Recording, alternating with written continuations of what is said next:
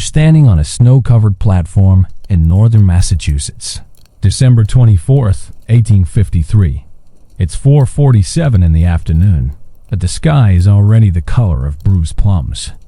Your breath comes out in clouds. Your fingers are numb inside wool mittens that smell like wet sheep and mothballs. Behind you, parents cluster in anxious knots, stamping their feet against the cold. Ahead of you, gleaming like something from a fever dream, sits the most beautiful locomotive you've ever seen. They're calling it the Christmas Express. Some are calling it the Polar Train. The official name, according to the brass plate riveted to its side, is Locomotive No. 1225, but nobody uses that. It sounds too clinical for what this machine represents. This is America's first passenger train designed specifically for children.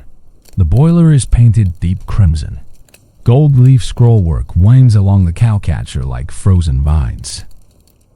The passenger cars are forest green, with windows shaped like Christmas ornaments, each one fitted with real glass. Not the cheap stuff, but crystal that catches the dying light and throws it back in rainbow fragments. Inside those cars, 73 children between the ages of 6 and 14. Inside those cars, 3 tons of toys donated by Boston's wealthiest families, bound for orphanages in Albany. Inside those cars, 8 adult chaperones, 2 engineers, 1 conductor, and a mechanical marvel that nobody fully understands. The train uses an experimental heating system, something to do with steam circulation and insulated panels. The inventor, a Norwegian immigrant named Henrik Larsen, swears it will keep the children warmer than their own homes. He's probably right. Most of these children come from tenements where ice forms on the inside of windows. You watch as the last child boards. A girl in a blue coat too big for her frame. She turns at the top of the stairs and waves. Her mother doesn't wave back. She's crying into a handkerchief embroidered with forget-me-nots. The conductor checks his pocket watch. He nods to the engineer. The whistle screams. Parents surge forward, but it's too late. The Christmas Express is already moving, already pulling away from the platform with the smooth, inevitable motion of something that cannot be stopped. Black smoke pours from the stack, thick and oily against the pale sky. You watch it disappear into the tree line. You'll never see it again. Not in 1853, anyway. The train was scheduled to arrive in Albany at 11 p.m. Christmas Eve. It would stop at 3 stations along the way: Worcester, Springfield, and Petersfield. At each stop, volunteers would board with hot cocoa and gingerbread. The children would sing carols. The toys would be unloaded in Albany, distributed to orphanages on Christmas morning. A perfect, sentimental journey. The kind of story newspapers love. Except the Christmas Express never arrived in Worcester. It never arrived anywhere. Somewhere between the Massachusetts border and the foothills of the Berkshires, 73 children, 8 adults, 3 tons of toys, and 1 experimental locomotive vanished into a snowstorm that wasn't supposed to exist. The weather reports from December 24th, 1853 are remarkably consistent. Clear skies. Temperatures hovering around 28 degrees Fahrenheit. Light wind from the northwest. Every meteorological station from Boston to Buffalo reported the same conditions.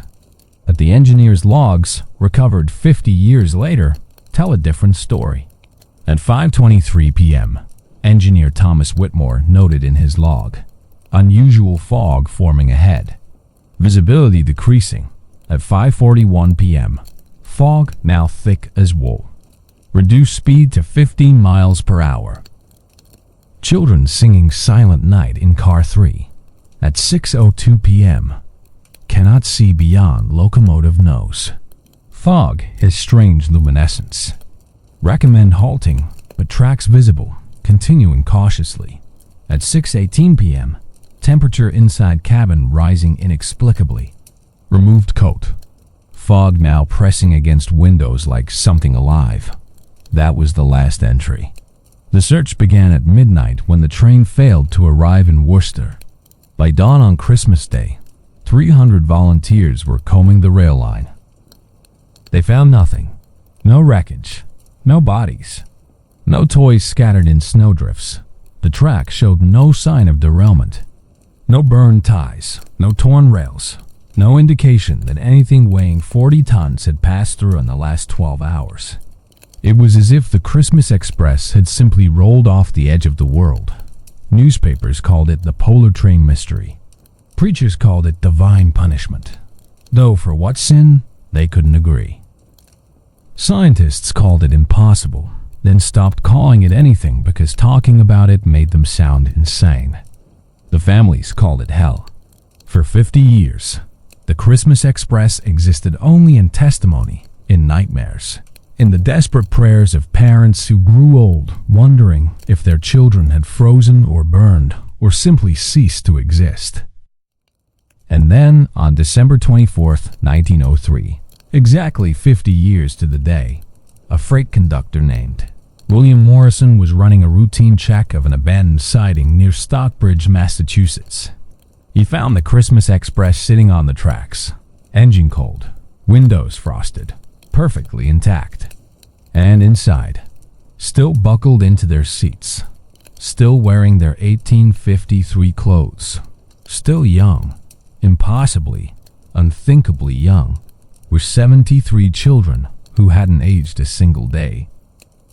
If this feels too real, subscribe before it gets worse, because we're about to board that train, walk through those silent cars, and ask the only question that matters: where did 50 years go?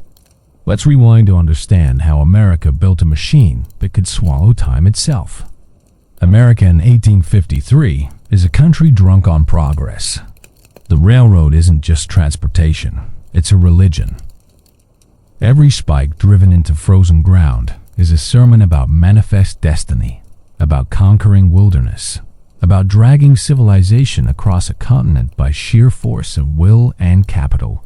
The railroad companies understand this better than anyone. They're not selling tickets, they're selling transcendence, but they're also selling death. In the 1850s, passenger rail is still brutally dangerous. Boilers explode without warning, turning locomotives into shrapnel bombs. Bridges collapse under weight they were never designed to carry. Trains plunge into rivers because someone added wrong. The technology is advancing faster than safety protocols can keep up. The public knows this. They read about disasters in newspapers over breakfast. They attend funerals for neighbors killed in derailments. But they ride anyway because the alternative is staying still. And America in 1853 cannot abide stillness. Enter Cornelius Harrington. Harrington is a railroad magnate with the moral compass of a snake and the business instincts of a shark. He owns the Berkshire and Boston Line, a mid-sized operation connecting Massachusetts to New York. His trains are neither the fastest nor the safest, but they're profitable, and that's what matters. Until 1853, when 3 fatal accidents in 8 months turn his railroad into a liability. A boiler explosion in March kills 6. A bridge collapse in July kills 11. A coupling failure in October sends a passenger car careening into a ravine, killing 9. 26 deaths in 8 months. Stock prices hemorrhage. Public trust evaporates. Investors demand answers. Harrington needs a miracle. He gets Henrik Larsen instead. Larsen is a Norwegian immigrant who arrived in Boston in 1847 with nothing but a leather journal filled with diagrams that looked like they were drawn by Leonardo da Vinci, having a nervous breakdown. He claims to have studied under engineers in Copenhagen, but no records verify this. He has no credentials, no references, no proof of competence beyond the designs in his journal. What he does have is an idea so brilliant or so insane that Harrington can't tell the difference. Larsen proposes building a train with an experimental heating system based on something he calls recursive steam, circulation, traditional locomotives waste enormous amounts of heat through the boiler. It vents into the air, lost forever. Larsen's design captures that waste heat, circulates it through hollow panels in the passenger compartments, then feeds it back into the boiler system. It's thermodynamically elegant. It's also never been tested. Harrington doesn't care about testing. He cares about headlines. He commissions Larsen to build a train that will restore America's faith in rail travel through Christian charity and mechanical innovation. The marketing pitch is brilliant. A luxury train, heated by revolutionary technology, will transport Boston's neediest children to Albany for Christmas, delivering toys to orphanages along the way. It's charity, spectacle, and propaganda wrapped in crimson paint and gold leaf. Larsen is given 3 months and unlimited funds. He delivers the Christmas Express on December 20th, 1853. The locomotive is a masterpiece. The boiler is painted deep crimson with gold scrollwork. The passenger cars are forest green with velvet seats, gas-like chandeliers, and hand-painted murals of Santa Claus and winter scenes. Each car has heating vents connected to Larsen's experimental system. Journalists toured the train on December 22nd. They describe it as a cathedral on wheels and the future of American transportation. One writes, "To step inside the Christmas Express is to step into a world where poverty and cold cannot exist." Nobody mentions that during test runs, the heating system produced readings 15% higher than recommended. Nobody mentions that 3 engineers refused to board because they said the train felt wrong in ways they couldn't articulate. Nobody mentions that Larsen spent the night before departure locked in his workshop, making frantic adjustments to components he wouldn't name. These details will surface later, 50 years later, when investigators comb through what remains of Larsen's notes and find sketches annotated, with phrases like temporal buffer and folded minutes, and, most disturbingly, the engine remembers. But on December 24th, 1853, nobody knows any of this. The children boarding the Christmas Express know only that they've been chosen. Out of thousands of children in Boston's tenements and orphanages, 73 have been selected. It feels like winning a lottery. It feels like God finally noticing them. The selection process was supposedly random. It wasn't. The organizers chose children who were photogenic, articulate, well-behaved. Children who would photograph well for newspapers. Children whose families wouldn't ask too many questions. There's Mary Alcott, age 7, daughter of a seamstress. She has blonde ringlets and a missing front tooth and sings hymns in a voice that makes grown men cry. There's Thomas Brennan, age 12, an Irish immigrant's son who works 10-hour shifts in a textile mill and still finds time to carve wooden toys for his siblings. There's Sarah Oakes, age 9, an orphan who draws charcoal sketches of birds and faces she can barely remember. There's James Wheeler, age 14, the oldest child on the train. He almost didn't come. He told his mother he was too old for children's nonsense, but she insisted. She kissed him goodbye on the platform. She said, "Come back with stories." He nodded. He promised. He lied. At 4:47 p.m., the Christmas Express pulls away from the platform. Inside, children press faces against windows, waving to parents who are already becoming small and indistinct. Volunteers distribute hot cider and gingerbread. The children sing carols. Inside the locomotive cabin, engineer Thomas Whitmore checks the pressure gauges. Everything reads normal. The heating system is working perfectly. Too perfectly. The cabin is warmer than it should be. Behind him, Henrik Larsen stands clutching his journal, watching the gauges with an expression the fireman will later describe as somewhere between terror and religious ecstasy. At 5:23 p.m., fog begins forming ahead. This shouldn't be possible, but it's there anyway. Thick and white, rolling across the tracks like something that has been waiting. The fog isn't natural. Engineer Thomas Whitmore has been running trains through these mountains for 11 years. He knows weather patterns the way sailors know tides. He knows how fog forms. Moisture meeting cold air in valleys, condensing into visible clouds that settle over rivers and lakes. This fog doesn't follow those rules. It appears on flat, dry terrain with no water source nearby. It forms in temperatures too cold for normal condensation. It moves against the wind, rolling toward the train rather than drifting past it. At 5:23 p.m., Whitmore notes this in his log. He reduces speed from 30 miles per hour to 20.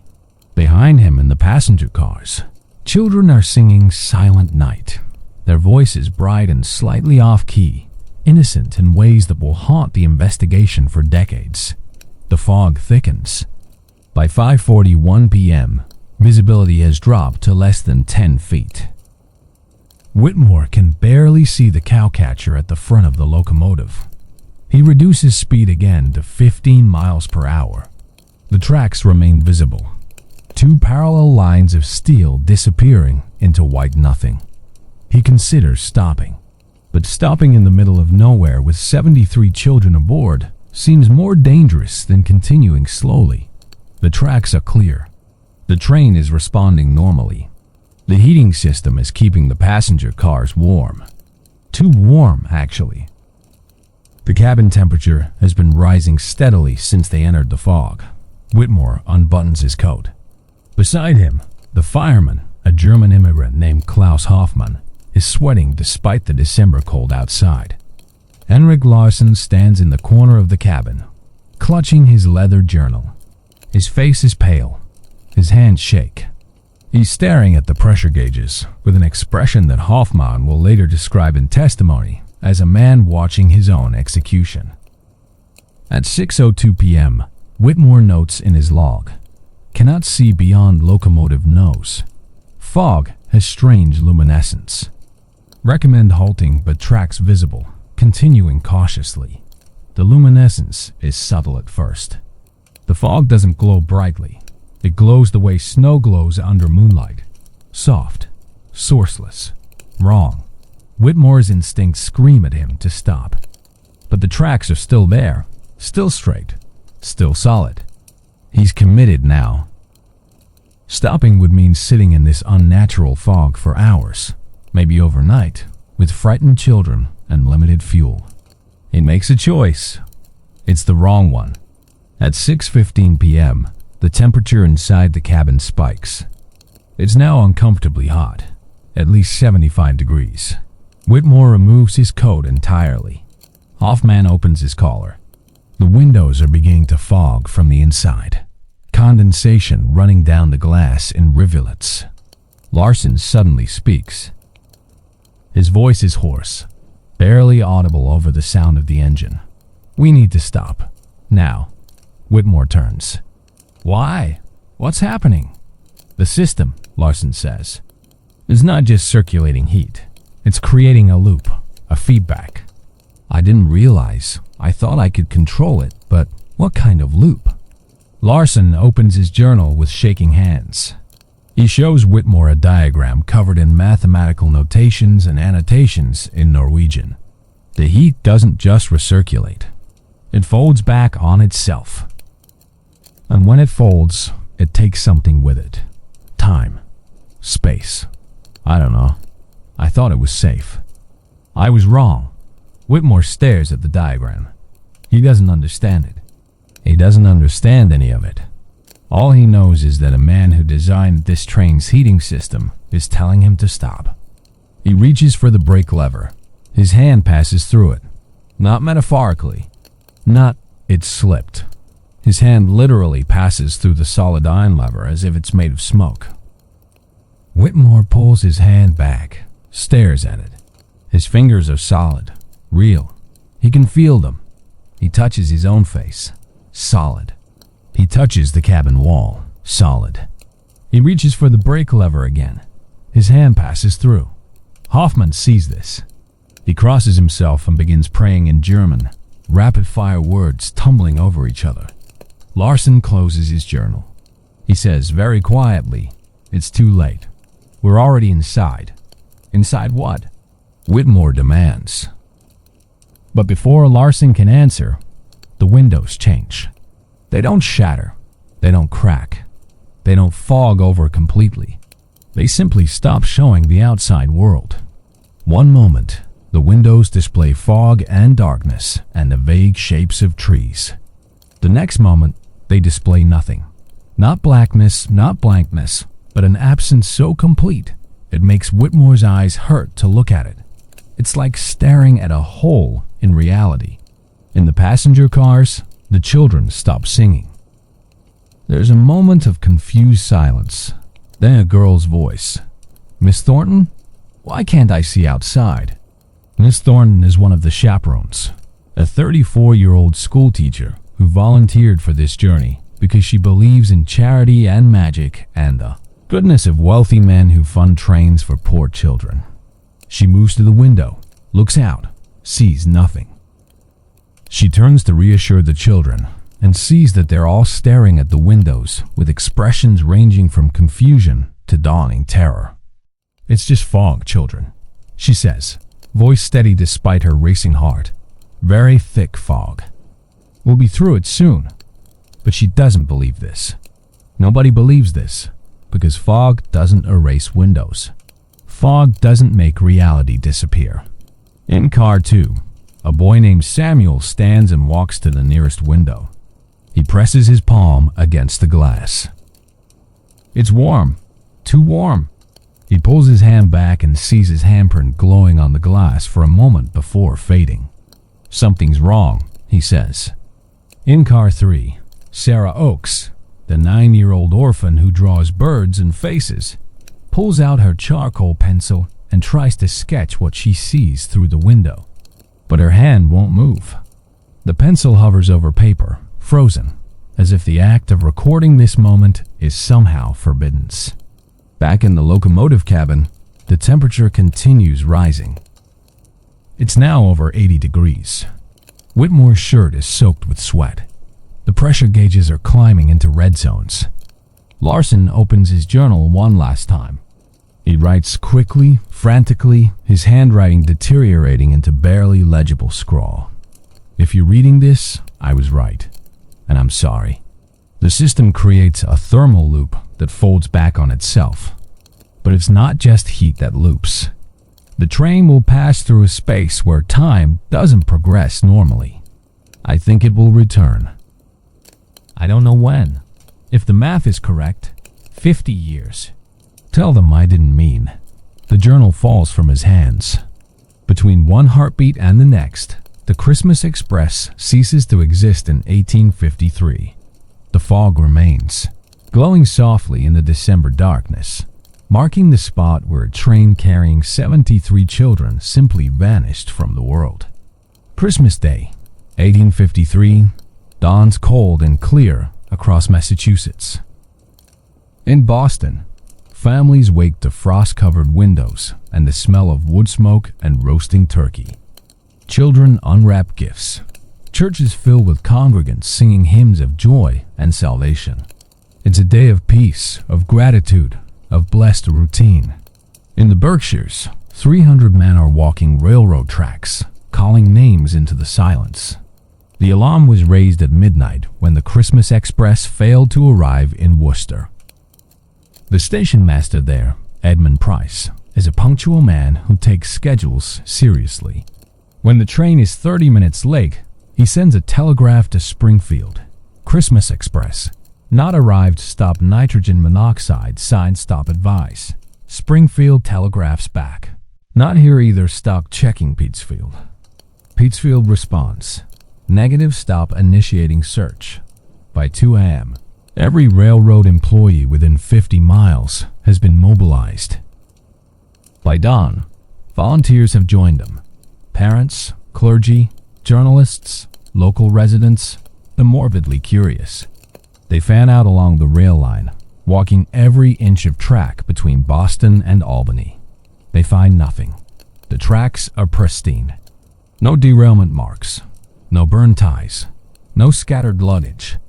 No indication that a 40-ton locomotive carrying 73 children has passed through in the last 12 hours.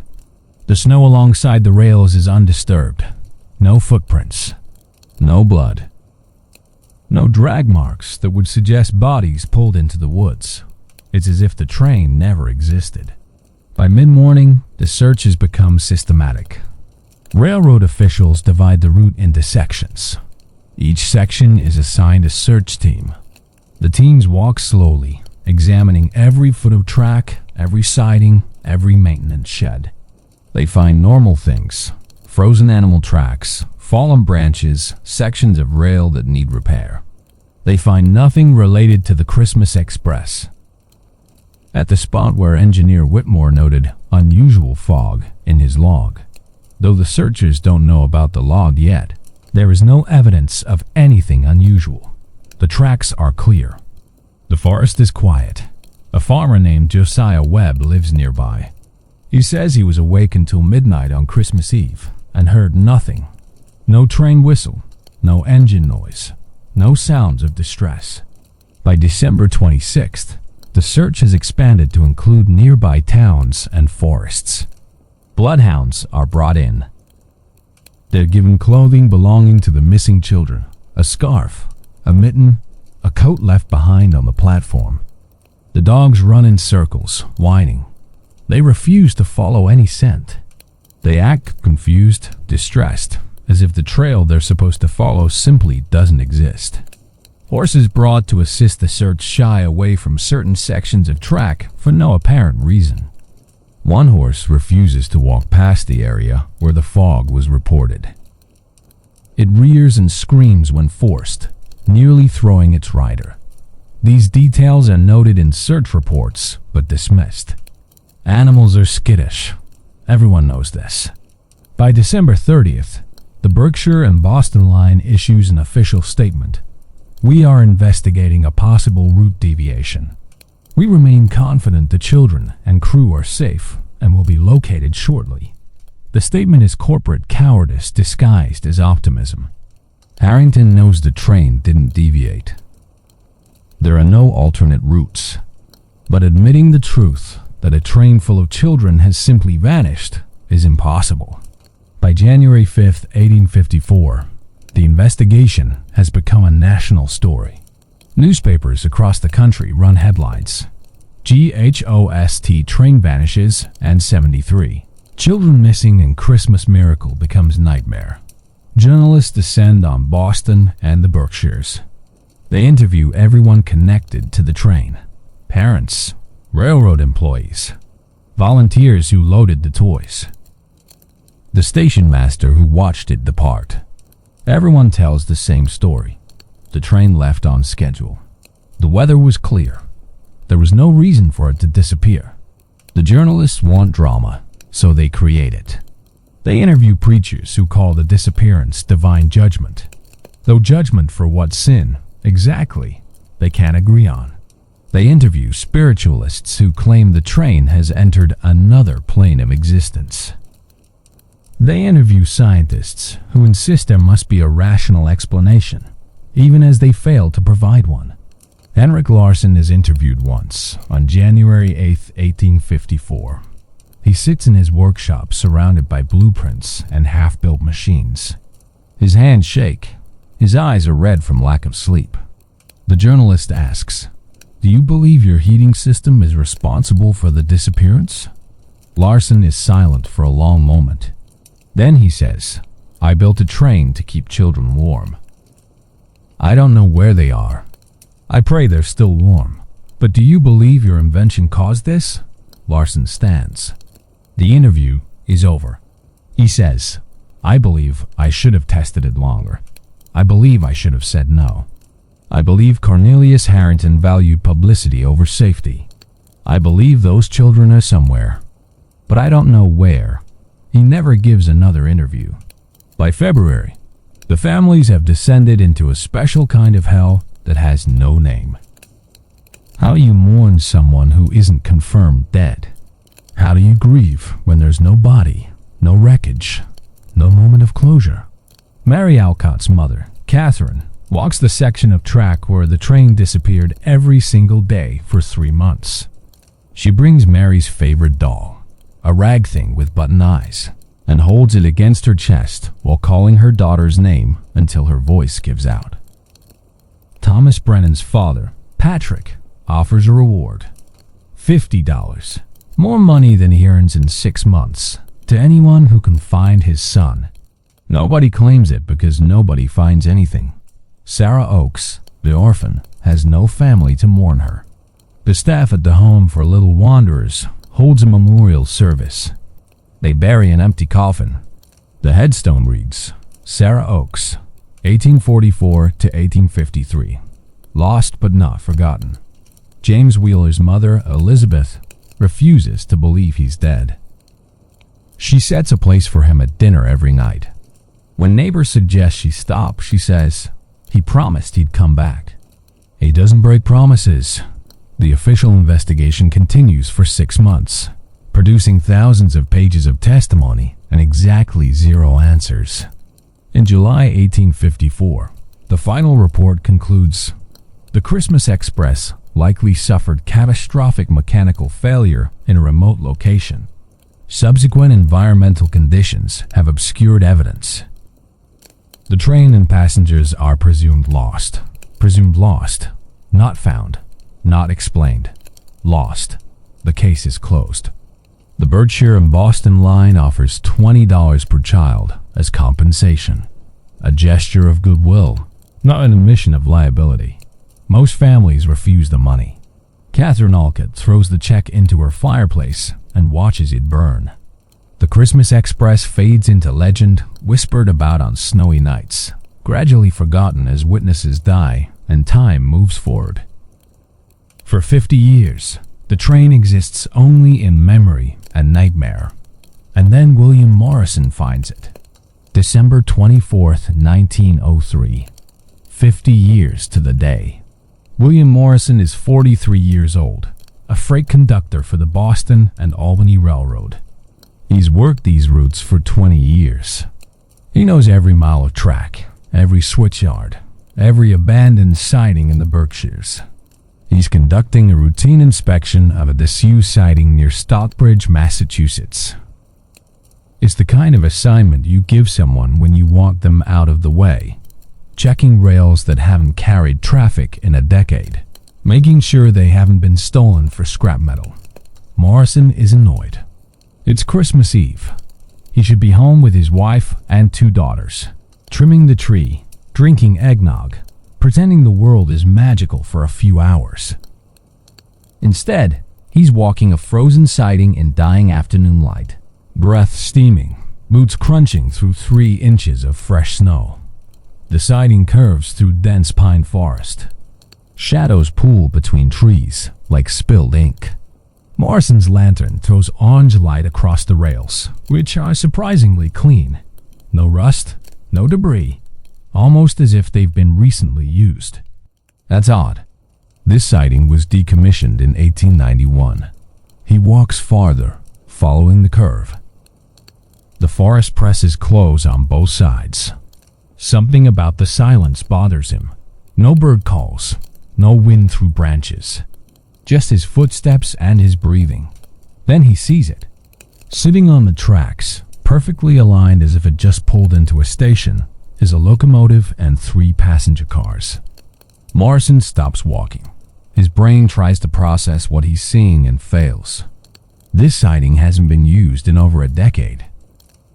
There's no way a train could have reached it without passing through the main junction, and Morrison just came from that junction 20 minutes ago. He approaches slowly, lantern raised. The train is impossibly clean. No rust, no weathering. The paint, deep crimson on the locomotive, forest green on the passenger cars, looks fresh, as if applied yesterday. Gold leaf scrollwork gleams in the lantern light. The brass fittings shine. Even the windows, though heavily frosted, are intact. Morrison circles the train. He finds no tracks leading away in the snow, no footprints, no indication of how this train arrived here. He notices something else. The locomotive's number plate reads 1225, He knows railroad history. He knows about the Christmas Express that vanished in 1853. Every conductor in New England knows that story. But that's impossible. That train disappeared 50 years ago. He climbs the steps to the first passenger car. The door is unlocked. He pushes it open. Inside, everything is frozen. Gaslight chandeliers hang from the ceiling, covered in frost that sparkles in his lantern light.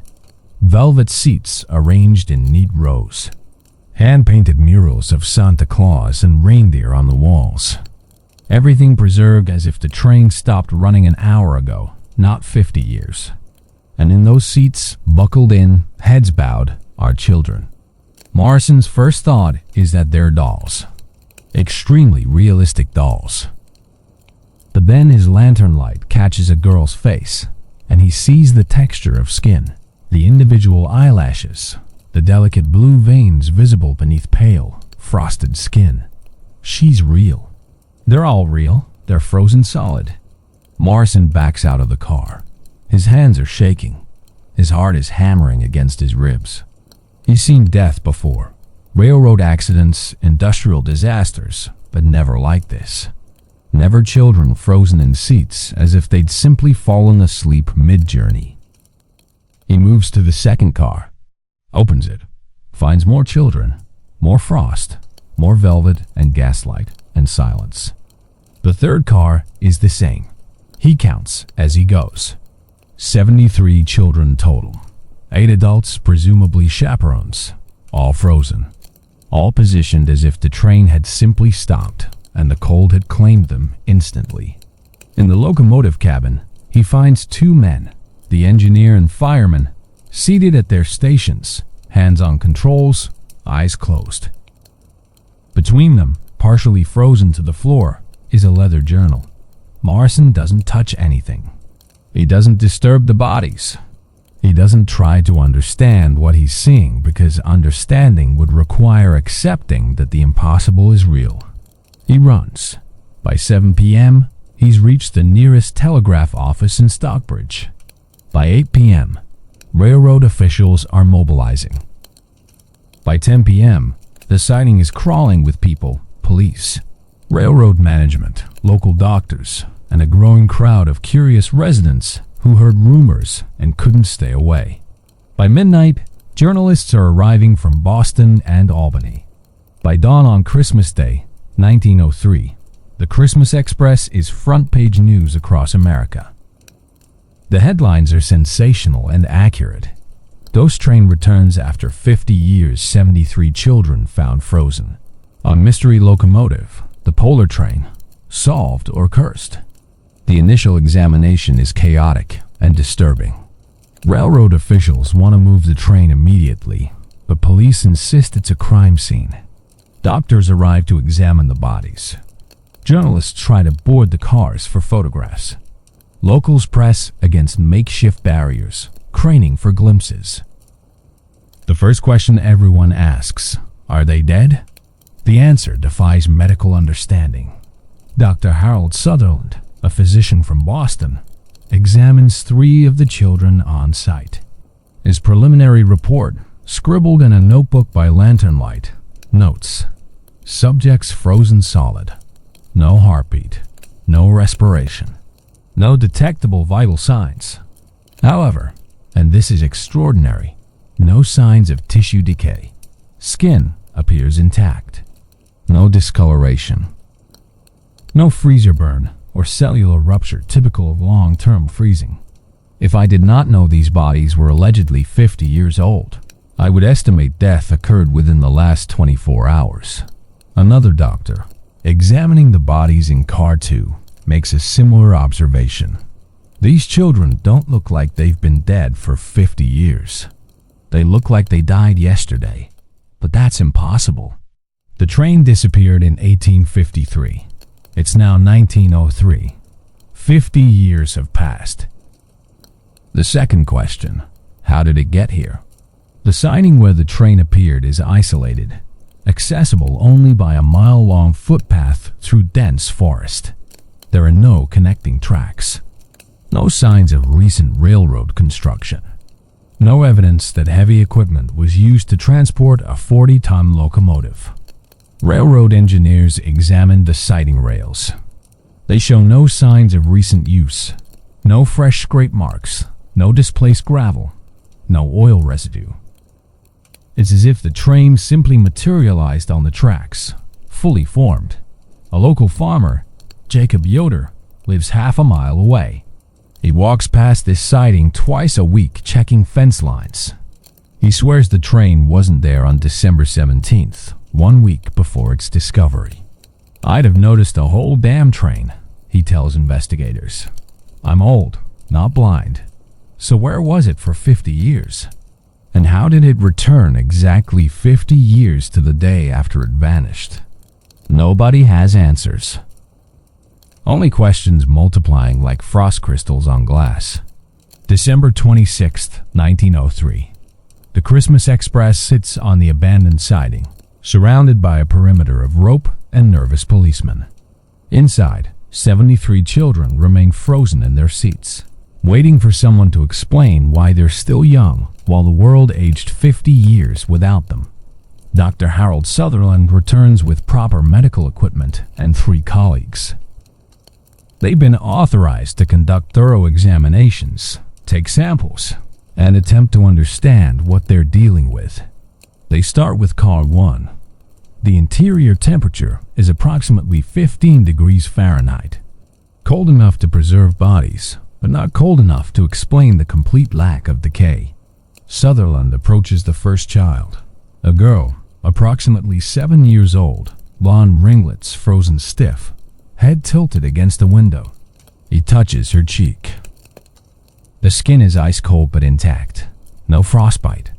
No tissue damage. He lifts her eyelid. The eye beneath is perfectly preserved, still showing the blue-gray color it had in life. He takes a scalpel and carefully removes a small tissue sample from her forearm. The tissue cuts cleanly, no shattering or crumbling. Under a portable microscope, he examines the cells. They're intact. Completely, impossibly intact. Normal freezing causes water inside cells to crystallize, forming ice crystals that puncture cell walls and destroy tissue structure. That's why frozen meat, when thawed, releases so much liquid. The ice crystals have ruptured the cells. These cells show no ice crystal damage, no rupturing, no degradation. It's as if these children were frozen by a process that somehow bypassed the normal physics of freezing. Sutherland moves to the next child. A boy, approximately 10 years old, hands folded in his lap. Same results. Intact tissue. No decay. No damage. He examines 8 children in total. All show identical preservation. All defy medical explanation. One of his colleagues, Dr. Raymond Pierce, examines the adults. The chaperones show the same impossible preservation. Pierce removes a sample from one adult's liver tissue. Under the microscope, the cells appear metabolically paused, his words, rather than dead. It's as if someone pressed pause on their biology, Pierce says. Not stop, pause. By afternoon, the doctors have compiled preliminary findings. 0 tissue decay despite alleged 50-year disappearance. No ice crystal formation in cellular structure. Organs appear intact, and recently alive bodies frozen at approximately 15 degrees Fahrenheit. Not cold enough to prevent normal decay. No logical explanation for preservation, state doctor. Sutherland writes in his official report, "These subjects present a physiological paradox. They exhibit neither conventional life nor conventional death. If forced to categorize, I would say they exist in a state of suspension, as if time itself stopped for them while continuing for the rest of the world." That phrase, "time itself stopped," will haunt the investigation. The doctors recommend moving the bodies to a refrigerated facility in Albany, where more extensive examinations can be conducted. But first, they need to notify the families. Except most of the families are dead. 50 years have passed. Parents have aged and died. Siblings have grown old. The world these children left in 1853 no longer exists. Railroad officials compile a list of surviving family members. It's depressingly short.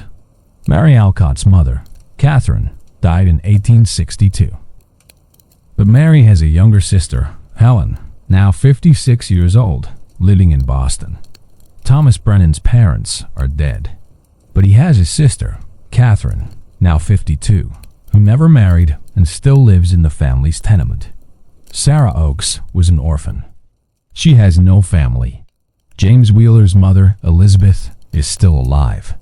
She's 79 years old, living in the same house, still setting a place at dinner for a son who promised to return. The notifications begin on December 27th. Helen Alcott receives a telegram. Your sister Mary found stop deceased. Stop remains in Stockbridge stop require identification. She doesn't believe it. She sends a telegram back. My sister disappeared 50 years ago. Stop. This is cruel. Joke stop. The response. Not joke stop train found. Stop children aboard stop. Please come. Helen takes a train to Stockbridge. She's accompanied by a journalist who smells a story. They arrive at the sighting on December 28th. Police escort Helen to car 1. They've covered most of the bodies with sheets, leaving only faces visible. They lead her to the 4th seat from the front. They pull back the sheet. Helen looks at the frozen face of her sister. Mary is 7 years old, exactly as Helen remembers her from 1853. Blonde ringlets, missing front tooth. The faint scar on her chin from falling off a fence when she was 5. Helen is now 56. Her sister is 7. She doesn't cry. She doesn't scream. She just stands there, staring, trying to reconcile memory with reality. Finally, she says, "That's Mary. That's my sister." She reaches out to touch Mary's face. A policeman stops her. "Ma'am, please don't. She's my sister," Helen says. Not angry, just factual. "I need to touch her." They let her. Helen touches Mary's frozen cheek. She strokes the blonde ringlets. She whispers something nobody else hears. Then she turns and walks away. The journalist tries to interview her. She ignores him. She boards the next train back to Boston. She'd die 3 months later. The death certificate will say heart failure, but the doctor who signed it will tell his wife. She died of grief.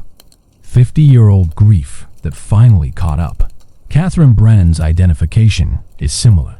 She looks at Thomas, still 12, still the big brother she worshipped, and says simply, "He promised to bring me stories. Where are his stories?" Nobody answers. Elizabeth Wheeler's identification breaks everyone present. She's 79 years old, stooped and fragile, leaning on a cane. She insists on walking to the train herself, despite offers of assistance. It takes her 15 minutes to cover the distance from the road to the siding. They lead her to car 3. They show her James. He's 14. Still wearing the coat she mended for him the week before he left. Still has the small scar above his left eyebrow from a childhood accident. Elizabeth reaches out with shaking hands and touches his face. She says, "I knew you'd come back. I knew it. I set your place at dinner every night. Did you bring stories?" A policeman says gently, "Man, he's dead." "No, he's dead," Elizabeth snaps. "I'm old, not stupid, but he's here. He came back. He kept his promise." She stays with James for an hour, sitting in the frozen train car, talking to him, telling him about the 50 years he missed, about his father's death, about his younger siblings growing up and having children of their own, about the world changing around her while she waited. When she finally leaves, she tells the officials, bury him properly, with his father. They should be together. She'll die 6 months later. Neighbors will find her at the dinner table, 2 places set, a smile on her face. The identifications continue through December and into January 1904. Most families have no surviving members. Those children are identified through clothing, physical descriptions from old records, and process of elimination. By January 15th, all 73 children and 8 adults have been identified. Their names are published in newspapers. Their photographs from 1853, found in archives and family albums, run alongside articles about the discovery. The public is fascinated and horrified. The story dominates newspapers for weeks. Everyone has theories. Nobody has answers. The question becomes, what do we do with them? They can't be buried frozen. They can't be left on the train.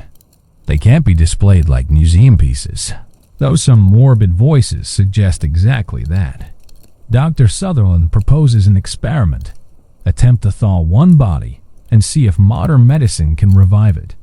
It's a terrible idea born of desperation and scientific hubris. The first attempt is made on January 20th, 1904. They choose one of the adult chaperones, a woman named Dorothy Marsh, age 36 when she disappeared. She has no surviving family. If the experiment fails, nobody will grieve. They move her body to a medical facility in Albany. They place her in a temperature-controlled room. They slowly raise the temperature over 6 hours, monitoring constantly. At first, everything proceeds normally. The frost melts. The skin warms.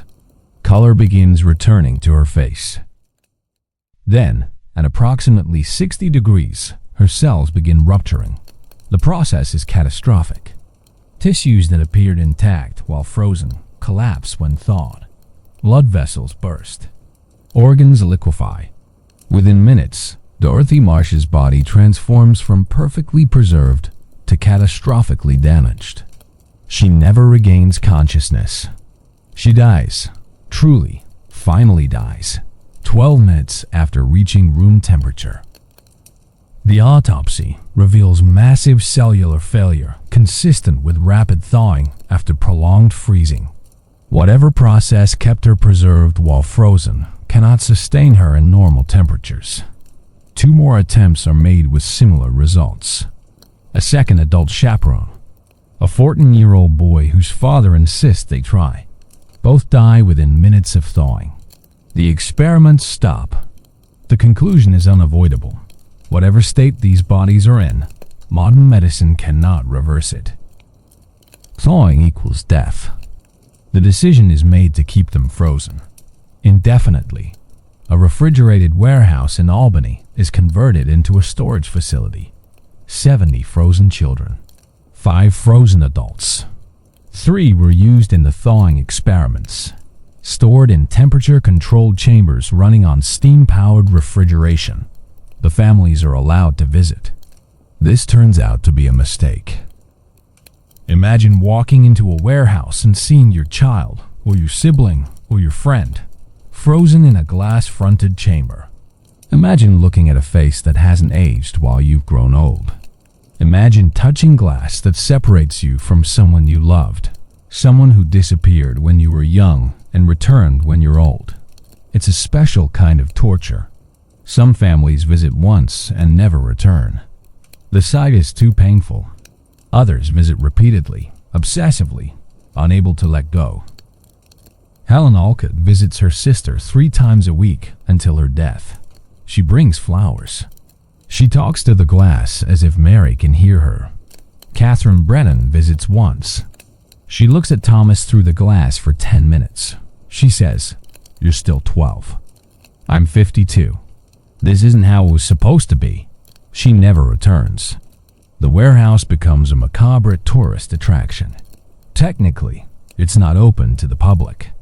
Practically, enough palms are greased that people gain access. Journalists, curiosity seekers, spiritualists claiming they can commune with the frozen dead. By March 1904, the facility installs locked doors as security guards. Visiting hours are restricted. Only verified family members are allowed entry.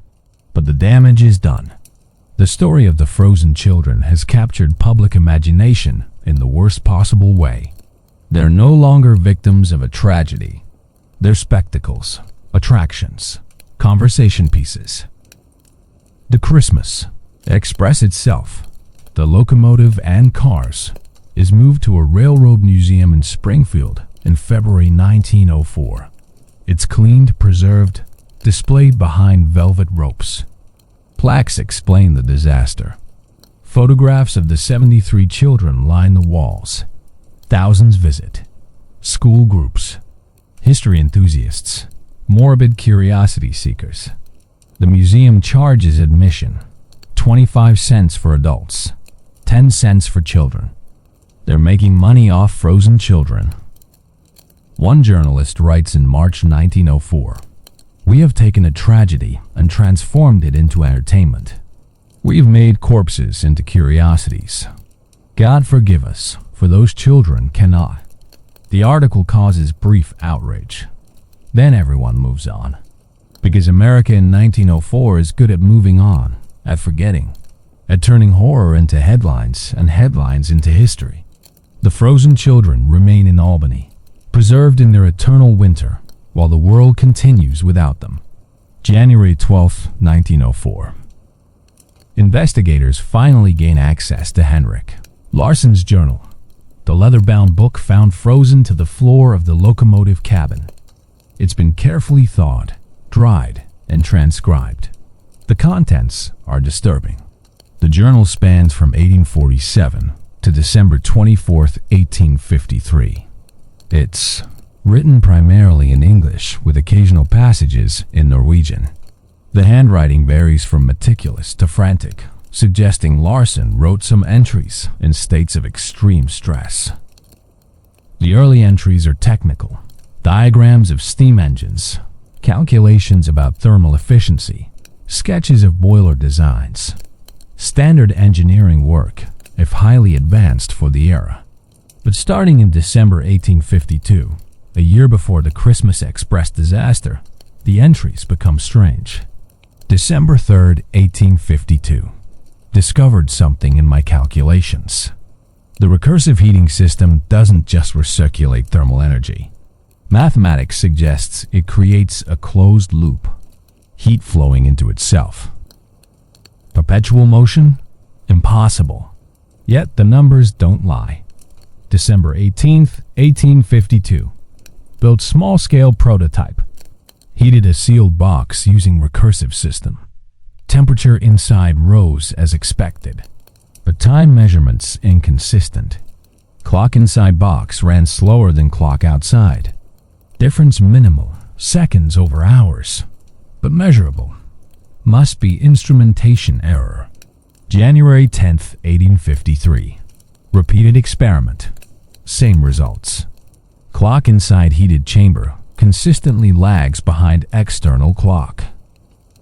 Not instrumentation error.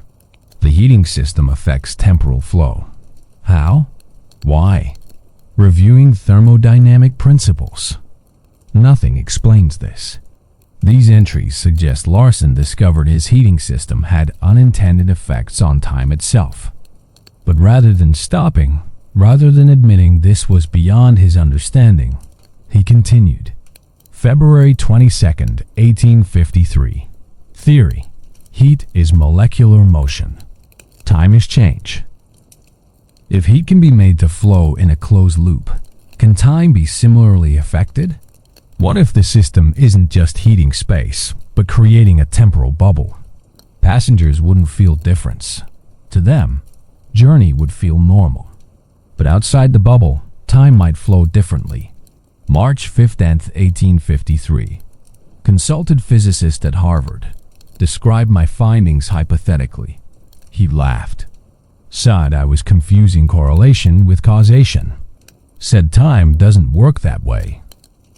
But what if it does? What if we simply don't understand it yet? By summer 1853, Larsen knows his system is dangerous. But he's also obsessed with proving himself right. July 8th, 1853. Harrington approached me. Wants train built by December. Wants spectacle. Wants redemption for his company's accidents. I should refuse. System isn't ready.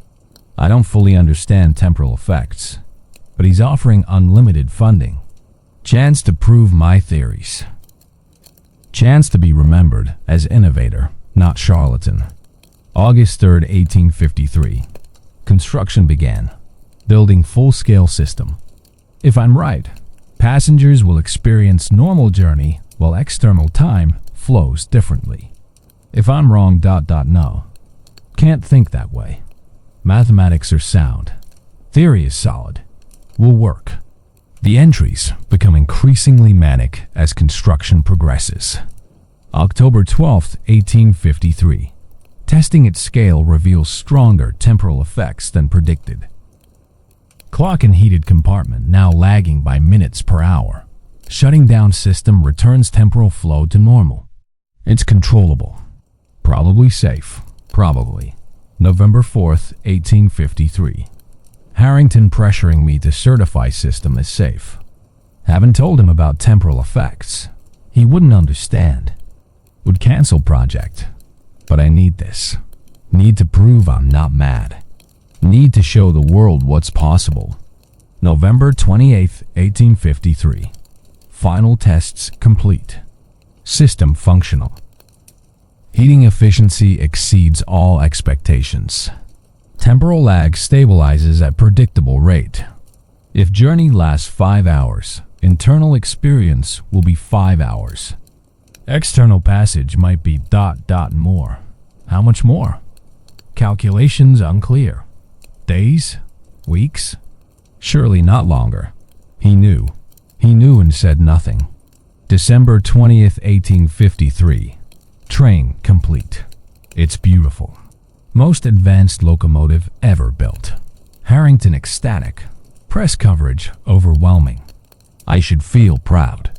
Instead, feel dread. Reviewed calculations last night. Possible error in temporal predictions. If system remains active longer than anticipated, temporal displacement could be ... significant. December 22nd, 1853. Can't sleep. Keep running numbers. Best case. Train arrives few hours late. Passengers confused but safe. Worst case. Temporal bubble persists. Train trapped in folded time. To be gone days. Weeks? Longer? Should tell Harrington. Should cancel launch. But what if I'm wrong? What if I'm paranoid? Can't risk professional suicide over theoretical fears. December 23rd, 1853. Told Harrington I need more time for testing. He refused. Said train launches tomorrow regardless. Sighed I'm being overcautious. Said this is my chance at greatness. He's right. This is my chance. Why am I afraid?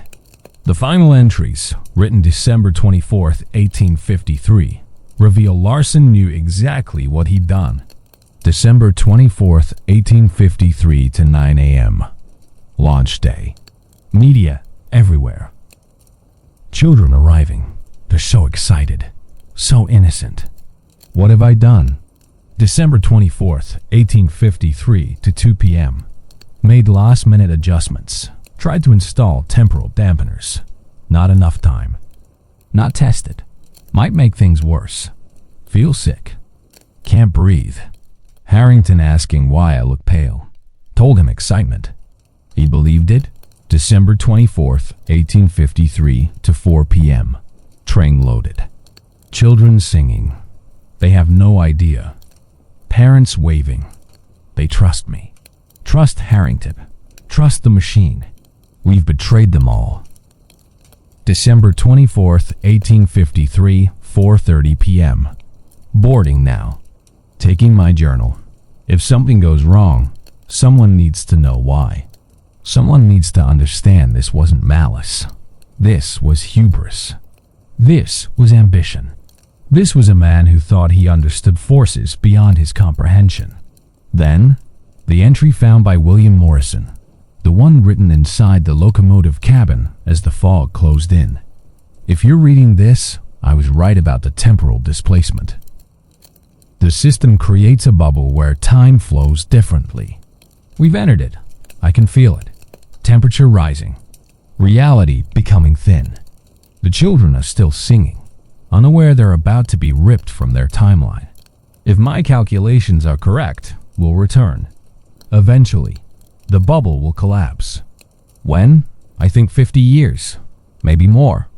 The mathematics are unclear. I'm so sorry. I thought I could control this. I thought I was clever enough. I was wrong. Tell them I didn't mean for this. Tell them I thought I understood. Tell them. The entry ends mid-sentence. The transcription is published in newspapers in February 1904. Public reaction is savage. Larsen becomes a monster in retrospect. Editorials call him madman and murderer and the Norwegian devil who stole Christmas. One Boston newspaper runs a front-page illustration. Larsen depicted as a demon, dragging children into hell aboard a flaming train. The calls for accountability are loud but meaningless. Larsen disappeared in March 1854, right after his workshop burned down. No trace of him has been found. Some believe he fled to Norway. Some believe he committed suicide. Some believe he's still alive somewhere, haunted by guilt, building machines in isolation. The most disturbing theory comes from a physicist at MIT who reviews Larsen's journal. His analysis, published in a scientific journal, suggests Larsen might have understood more than anyone realized. Larsen's mathematics, while crude by modern standards, are essentially correct. He discovered that his heating system created what we might call a temporal recursion loop. Time within the loop experiences itself differently than time outside. His prediction of a 50-year displacement is remarkably accurate. This suggests Larsen didn't just stumble onto this effect. He understood it well enough to predict it. Which raises the question, if he knew this would happen, why did he let it happen? Was it truly accident? Or was Henrik Larsen conducting the most unethical experiment in scientific history, using 73 children as test subjects to prove his temporal theories? The suggestion causes outrage. Most scientists dismiss it, but the question lingers. Did Larsen know exactly what would happen? Did he deliberately send those children 50 years into the future to prove his theories correct? The journal provides no clear answer. His final entries suggest horror and regret, but they also suggest he understood the temporal mechanics better than he admitted. One passage, written November 15, 1853, stands out. If I'm correct, and the system does create temporal displacement, the subjects inside wouldn't experience it as traumatic. To them, the journey would feel normal. They would simply arrive elsewhere in time, like travelers who board a ship in one port and disembark in another, unaware of the distance traveled. It reads like a man rationalizing an unethical experiment. Whether Larsen was a tragic figure undone by ambition or a deliberate monster conducting human experimentation, the result is the same: 73 children ripped from 1853, frozen in time, unable to be saved. His journal provides explanation but no comfort.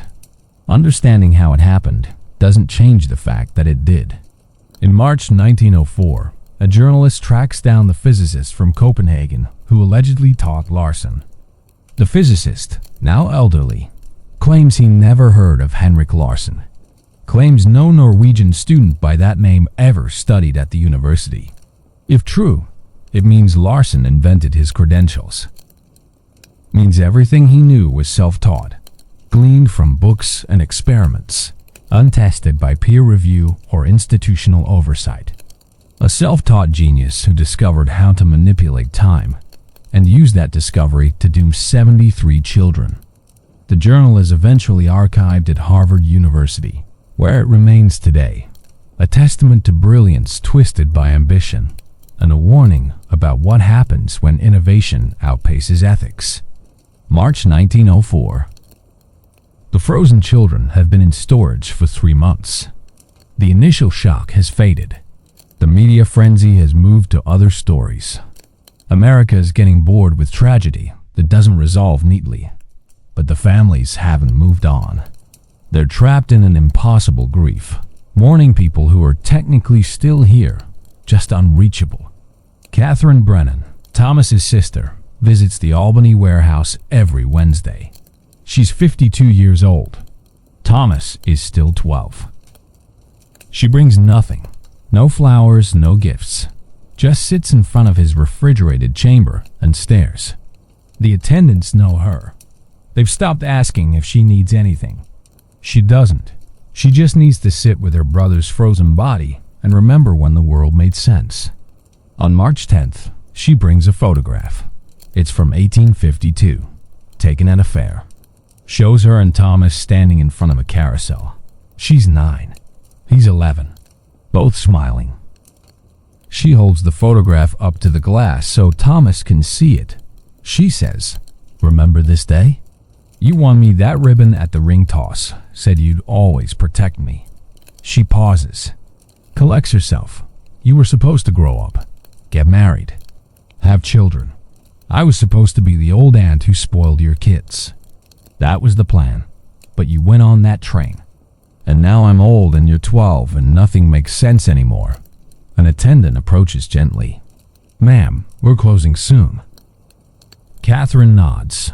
She presses her palm against the glass. "See you next week, Tommy."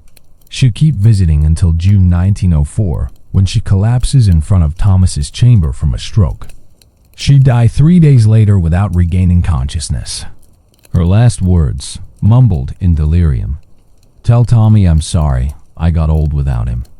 Elizabeth Wheeler, James's mother, visits twice in January and not at all in February or March. When an official contacts her to ask if she's all right, she says, "I waited 50 years for him to come home. He came home. That's enough." She stops setting his place at dinner. Not because she's moved on, but because she says, "He's home now. He doesn't need me to save his seat anymore." She dies in June 1904, in her sleep, a peaceful death that her doctor describes as someone finally allowing themselves to rest. Helen Alcott, Mary's sister, becomes obsessed.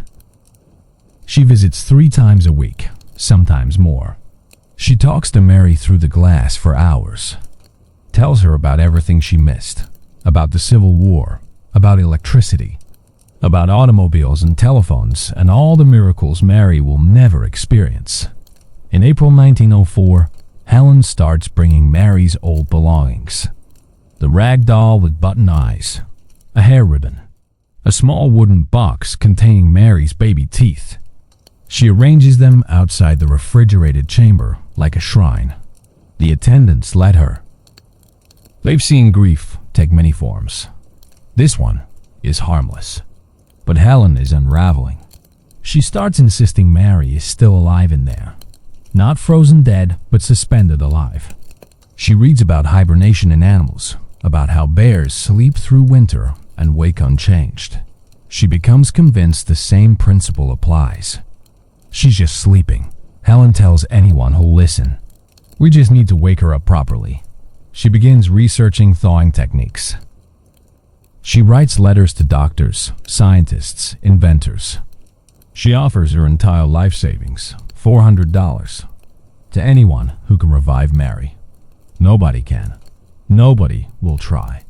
The 3 failed thawing experiments proved it's impossible. Helen doesn't accept this. In May 1904, she attempts to break into the warehouse at night. Security guards catch her with a crowbar, trying to pry open Mary's chamber. "I just want to warm her up," Helen keeps saying as they restrain her. Slowly, carefully. She wakes up. She's just sleeping. They ban her from the facility. She deteriorates rapidly. Neighbors report hearing her talking to empty rooms, having conversations with a sister who isn't there. She dies in August 1904. The death certificate says pneumonia. Her neighbors say she stopped eating, stopped caring, just faded away. At her funeral, someone places the rag doll with button eyes in her casket, so she can give it to Mary when she sees her again, the neighbor explains. Not all the families fall apart so completely. Some find ways to continue. Patrick Byrne, whose daughter Emma was 9 when she boarded the Christmas Express, visits once a month. He's 68 years old, a retired dock worker with hands gnawed by arthritis. He doesn't talk much during his visits, just sits. Sometimes he reads newspaper articles aloud to Emma, telling her about the world she's missing. His voice is steady. He never cries. In April 1904, an attendant asks him how he copes. Patrick thinks for a long moment. I said goodbye 50 years ago. When that train didn't come back, I mourned her. Had a service. Buried the grief as best I could. This, he gestures at the refrigerated chamber. This is just confirmation. I already did my grieving. He pauses, but I still come. Because she's my daughter. And fathers don't abandon daughters, even dead ones. Patrick will continue visiting until his death in 1907. His will requests he be buried with Emma's name on his headstone. The inscription reads, Patrick Byrne, 1836 to 1907, father of Emma, lost 1853, found 1903, missed forever. Sarah Oakes, the orphan, has no family to visit her. The Home for Little Wanderers maintains her chamber fees out of obligation. No flowers appear at her glass. No photographs, no visitors. She's remembered by nobody. Mourned by nobody. Just another orphan who died young. Her life forgotten except as a statistic in a tragedy. The loneliness of it haunts the warehouse attendants. In June 1904, one attendant named Margaret begins visiting Sarah's chamber during her breaks. She brings wildflowers from her garden. She reads books aloud to the frozen girl. Nobody should be alone, Margaret explains when a colleague asks why. Even in death, Margaret will continue this until 1912, when the warehouse closes. She's the closest thing Sarah Oakes ever has to family. By summer 1904, the visits begin declining. The reality is setting in. These children aren't coming back. They're not sleeping. They're not suspended in some reversible state.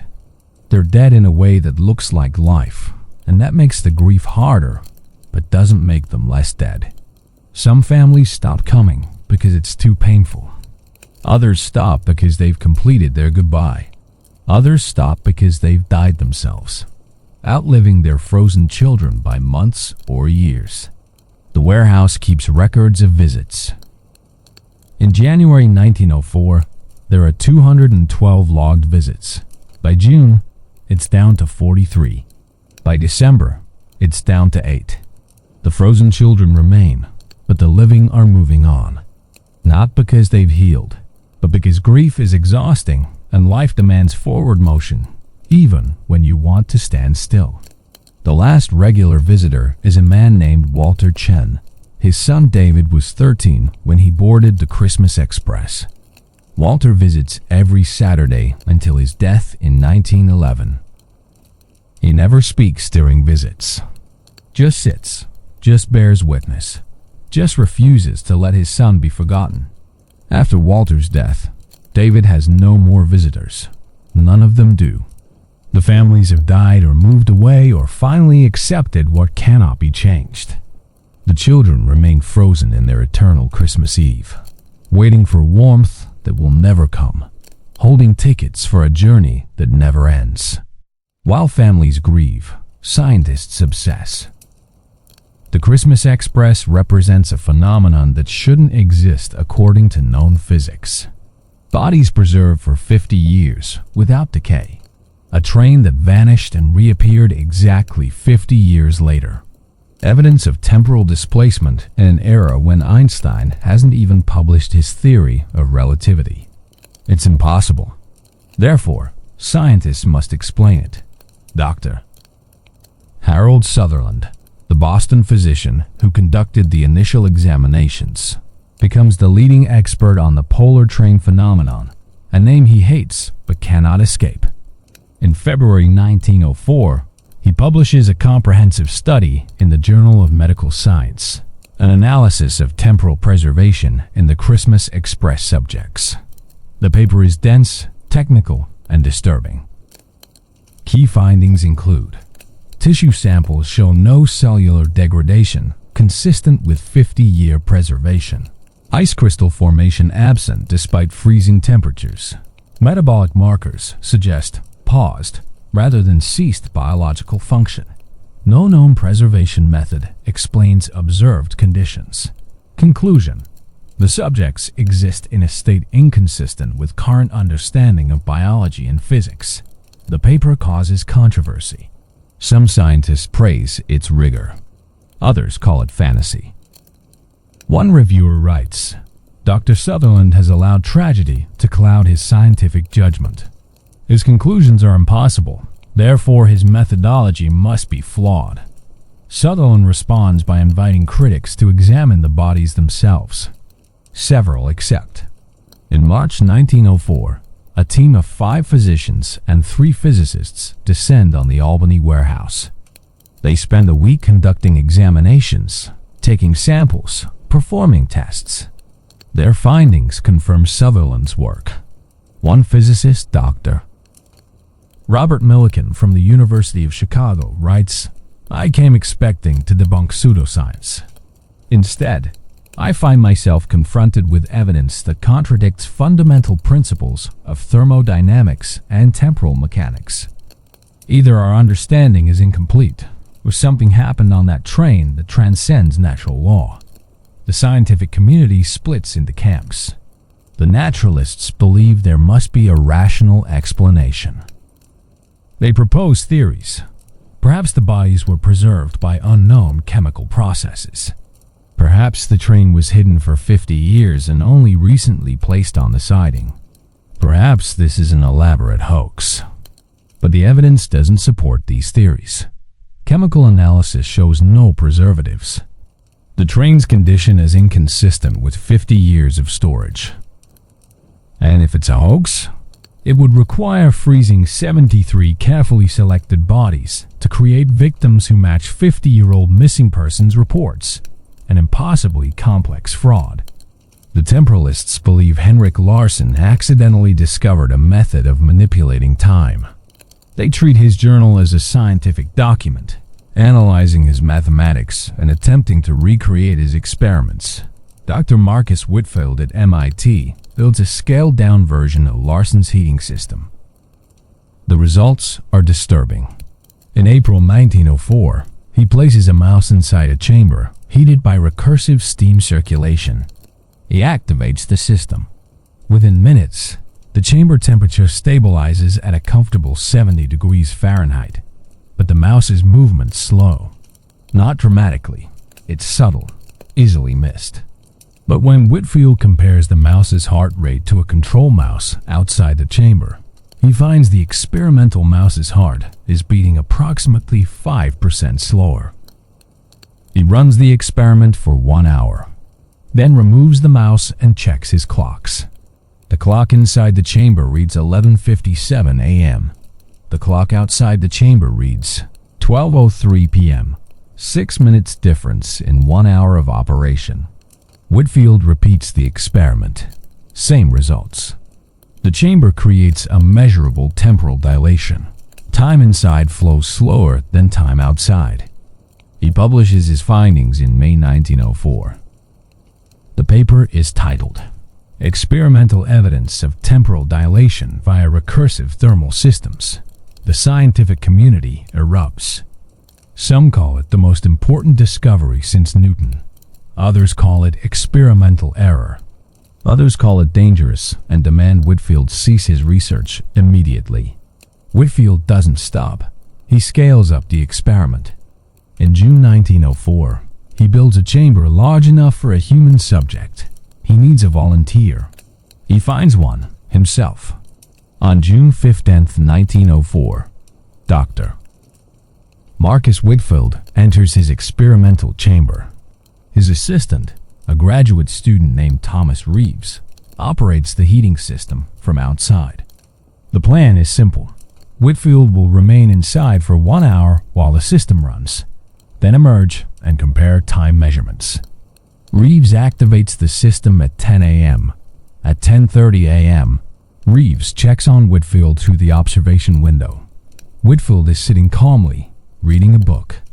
He looks up, gives a thumbs up. At 11 a.m., 1 hour later, Reeves deactivates the system and opens the chamber. Whitfield emerges disoriented. He checks his pocket watch.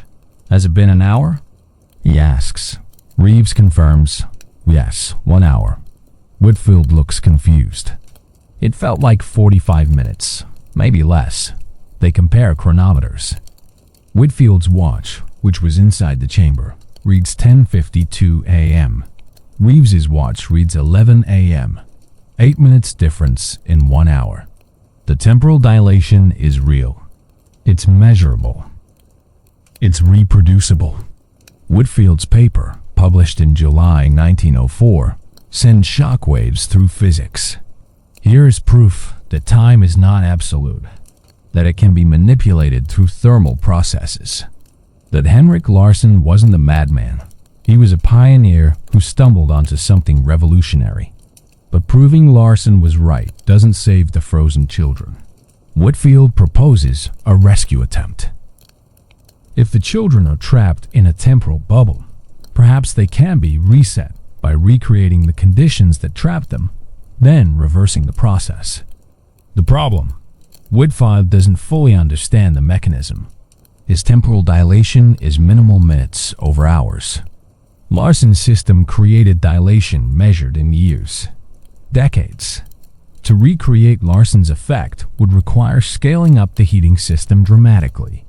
And even if successful, reversing the process might kill the subjects instantly. Whitfield spends months trying to refine his understanding. He builds larger chambers, runs longer experiments, achieves temporal dilation of up to 15 minutes per hour. Impressive, but nowhere near the 50-year displacement of the Christmas Express. In November 1904, he writes to the families, "I believe I understand what happened to your children. They were caught in a temporal recursion that displaced them 50 years into the future. While I can create similar effects on small scales, I cannot safely reverse what happened to them. The energy required would be catastrophic, and the risk of killing the subjects during reversal is near certain. I am sorry. Science has given us understanding but not salvation." The letter breaks whatever hope remained. By early 1905, the scientific obsession begins to wane. Not because questions are answered, but because they lead nowhere productive. Yes, temporal dilation is real. Yes, Larsen discovered something extraordinary. But that knowledge doesn't help the frozen children. The metaphysicists, the third camp, believe the answer isn't scientific but spiritual. They claim the Christmas Express crossed into another dimension, a liminal space between life and death, time and eternity. Spiritualists hold seances at the warehouse, claiming to contact the frozen children's spirits.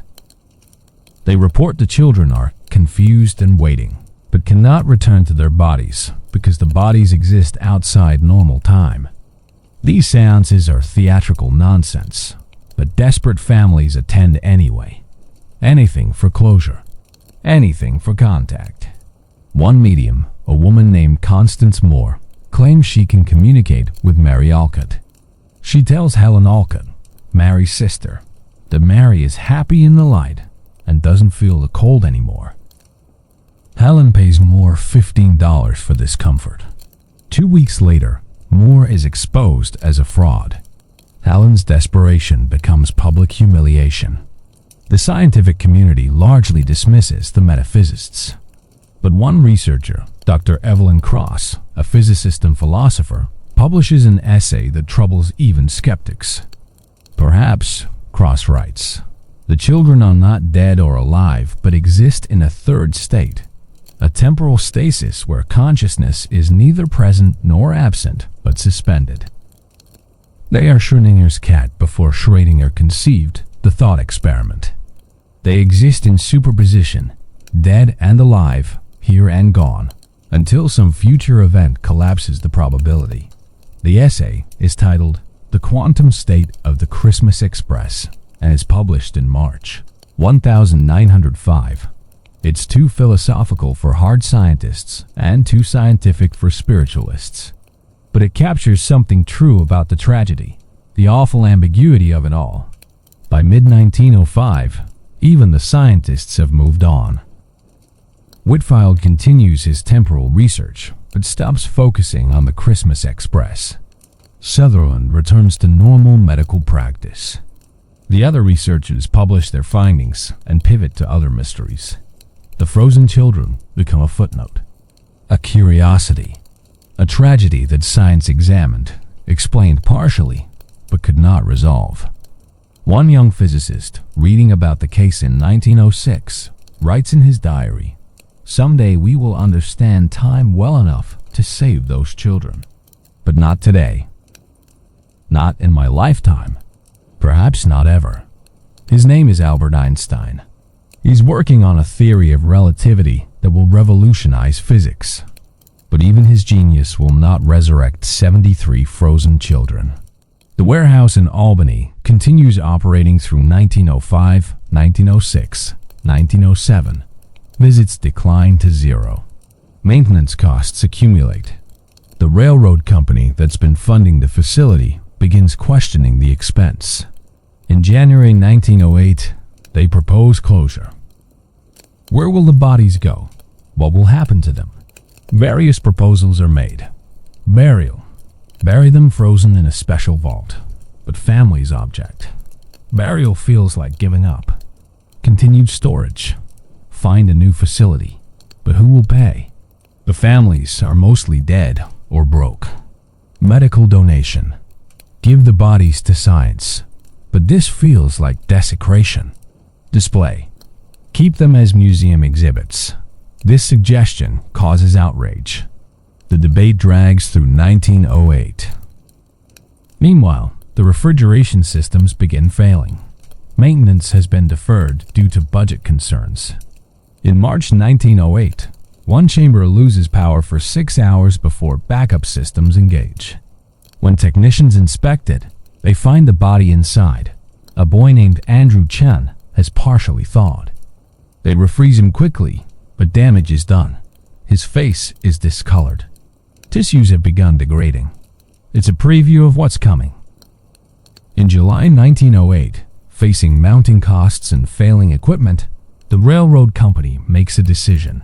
The warehouse will close on December 31st, 1908.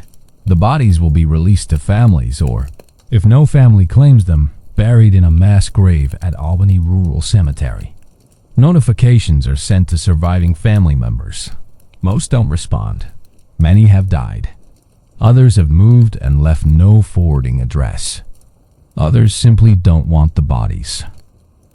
By October 1908, only 4 families have claimed their frozen children. The rest, 69 bodies, remain unclaimed. The railroad company arranges for a mass burial. A plot is purchased at Albany Rural Cemetery.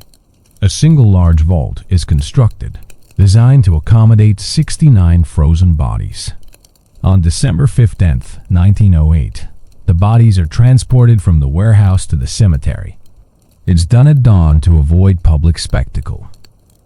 The frozen children are placed in the vault, still in their refrigerated chambers, which will slowly warm to ground temperature. Within weeks, they'll thaw. Within months, they'll decay to nothing. A single headstone is erected in memory of the Christmas Express. December 24th, 1853, 73 children and 8 adults lost to time. Found too late. May they rest in peace. No names are listed. They're remembered collectively, not individually. The final indignity. The 4 children whose families claimed them are buried separately in family plots. Mary Alcott is buried next to her mother Catherine. Thomas Brennan is buried next to his father Patrick. James Wheeler is buried next to his mother Elizabeth. Emma Byrne is buried next to her father Patrick. These 4 get individual graves, individual headstones, individual remembrance. The other 69 get a mass grave and a collective epitaph. By January 1909, it's over. The warehouse is empty. The refrigeration equipment is sold for scrap.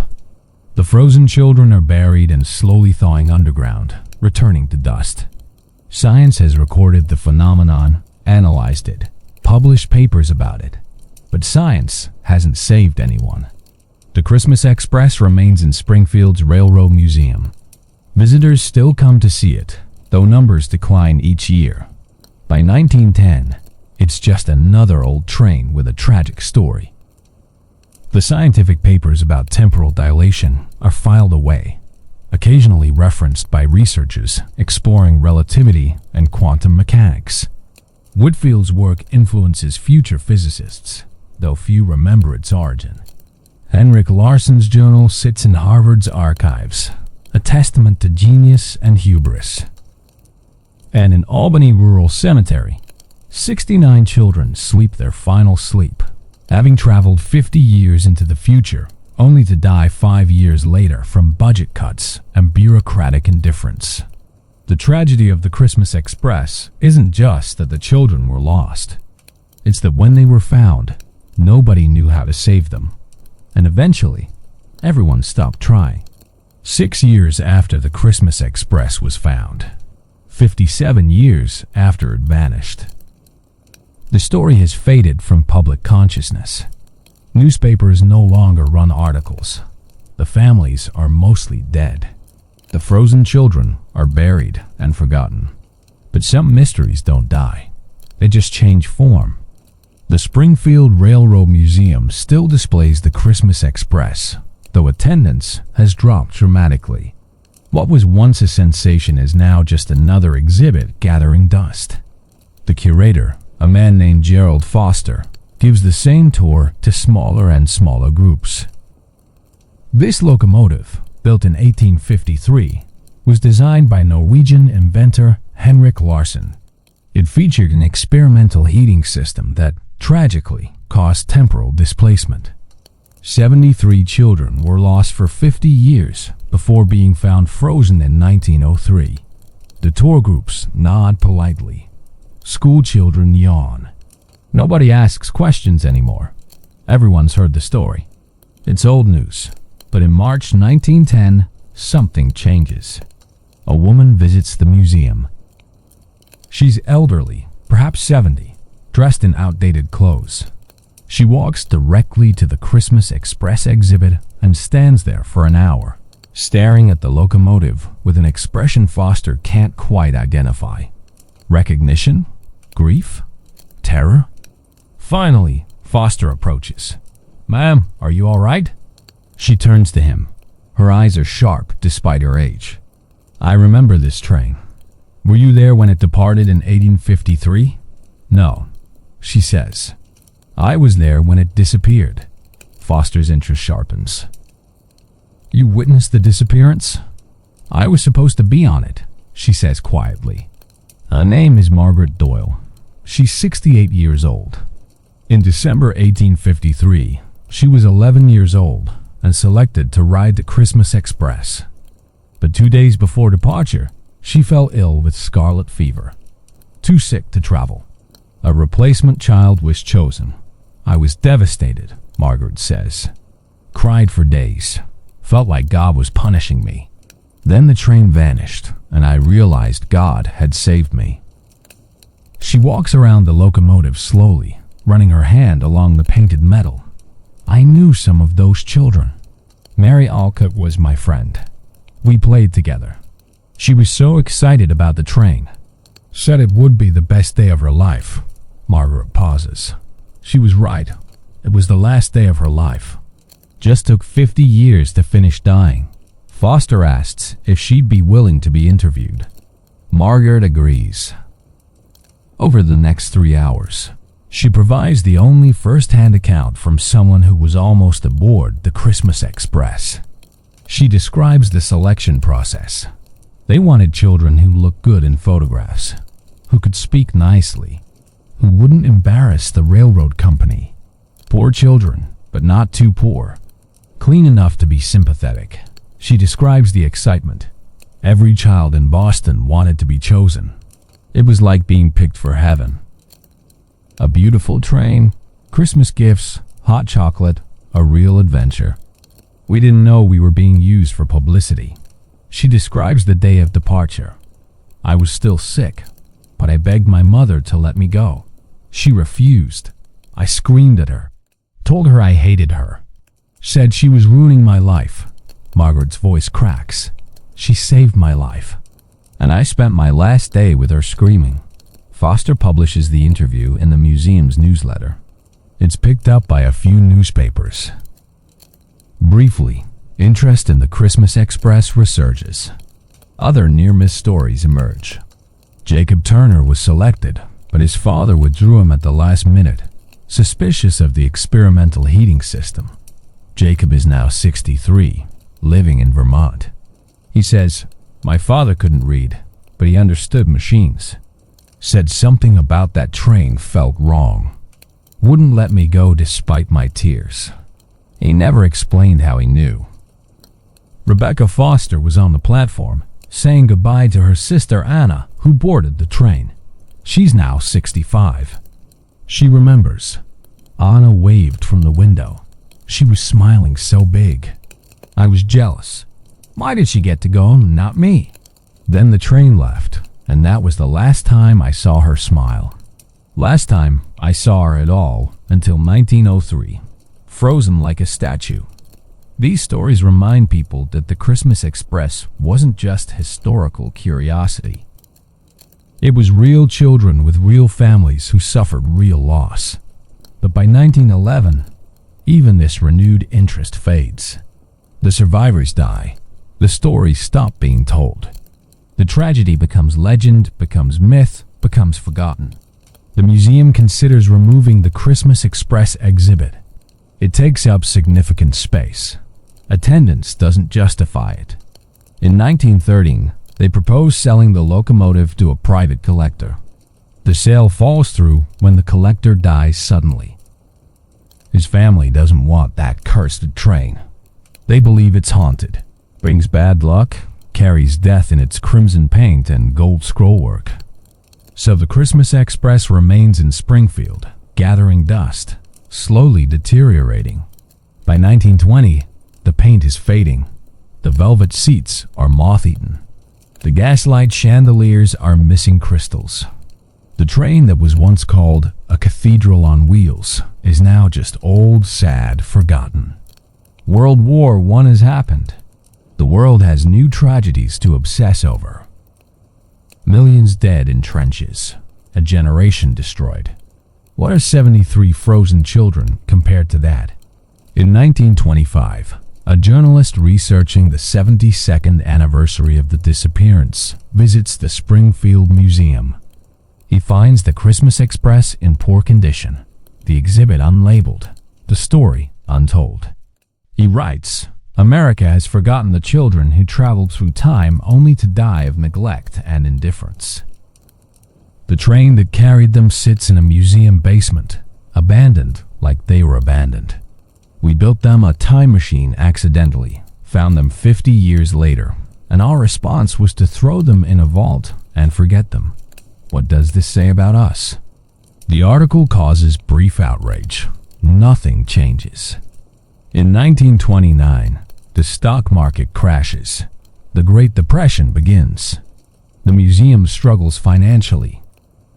The Christmas Express is moved to outdoor storage to free up interior space for paying exhibits. It sits outside for 3 years, exposed to weather, rusting, degrading. By 1932, it's barely recognizable. The crimson paint has faded to rust brown. The gold leaf is gone. The windows are broken. Homeless men sleep in the passenger cars during winter. In 1935, the museum decides to scrap the train. It's beyond restoration. It's attracting vagrants. It's an eyesore.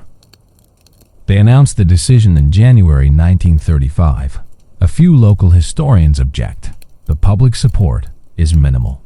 Who cares about an old train from a tragedy 82 years ago? The scrapping is scheduled for March 1935. But in February, something strange happens. workers arrive to begin dismantling the locomotive. They bring cutting torches, crowbars, trucks. They approach the train. Every tool they touch breaks. Cutting torches won't ignite. Crowbars snap. Truck engines die. The foreman, a skeptical man named Bill Crawford, insists it's coincidence. Bad equipment, bad luck. They try again the next day. Same results. Torches fail. Crowbars bend. One worker cuts himself on metal that shouldn't be sharp. Crawford brings a priest to bless the site. The priest refuses. He says, "That train doesn't want to be touched. Leave it alone." The workers, spooked, refuse to continue. Crawford tries hiring different workers. They experience the same problems. By March, rumors spread. The Christmas Express is cursed, protected, haunted by the children who died inside it. The museum, facing worker mutiny and PR nightmare, cancels the scrapping. The train remains in outdoor storage, untouched, slowly rusting. Some people claim to see children playing in the passenger cars at night, shadows moving behind broken windows. The sound of singing Silent Night, drifting through the darkness. Are these genuine hauntings or collective guilt manifesting as folklore? Nobody knows. Nobody investigates too closely. By 1940, World War II has begun. America has bigger concerns than a haunted train in Massachusetts. The Christmas Express sits forgotten in a storage yard, rusting slowly, waiting. In Albany Rural Cemetery, the mass grave of 69 children sits unmarked, except for a single deteriorating headstone. The grass is overgrown. Nobody visits. Nobody remembers. In Harvard's archives, Henrik Larsen's journal sits in a filing cabinet, unread for decades. In scattered cemeteries across Massachusetts, 4 individual graves mark the children whose families claim them. These graves are maintained, flowers occasionally placed, though fewer each year as distant relatives die. The legacy of the Christmas Express is this: a tragedy that fast America's attention briefly, then was forgotten because remembering was too painful and forgetting was too easy. 73 children traveled 50 years into the future. When they arrived, the future didn't want them. So they were buried, forgotten, erased from collective memory, except as a ghost story that sounds too strange to be true. But it was true. It happened. And somewhere in time, in whatever liminal space they passed through, those children are still riding through fog, still singing carols, still believing they're going to Albany for Christmas, still waiting to arrive.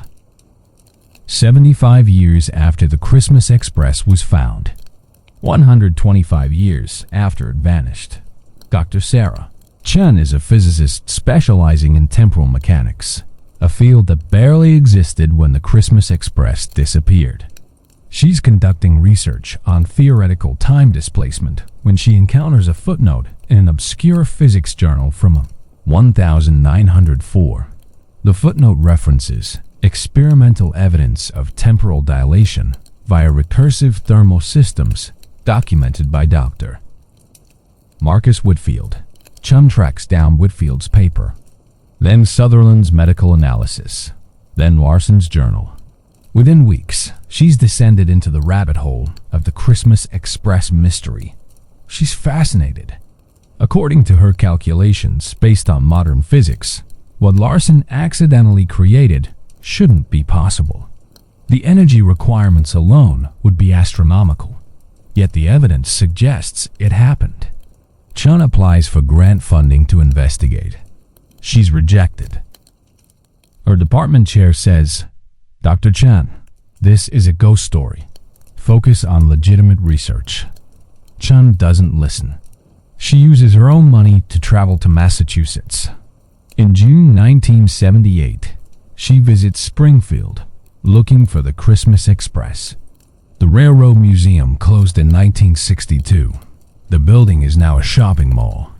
Chun tracks down Gerald Foster, the former curator, now 86 years old and living in a nursing home. Foster's memory is sharp. He directs her to a railroad storage yard outside Springfield, where the Christmas Express was last seen. Chun finds it in July 1978. The train sits in overgrown weeds, rust-covered, barely recognizable. The crimson paint is gone.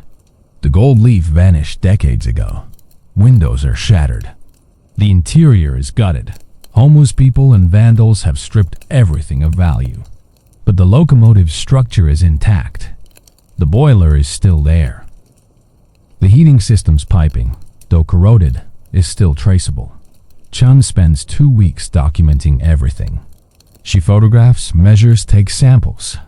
She maps the entire heating system, trying to understand Larsen's design. What she discovers astonishes her. Larsen's system isn't just thermodynamically clever, it's theoretically perfect for creating temporal distortion. The recursive heat loop creates a closed thermodynamic system, and according to modern physics, closed systems can theoretically separate from external time flow.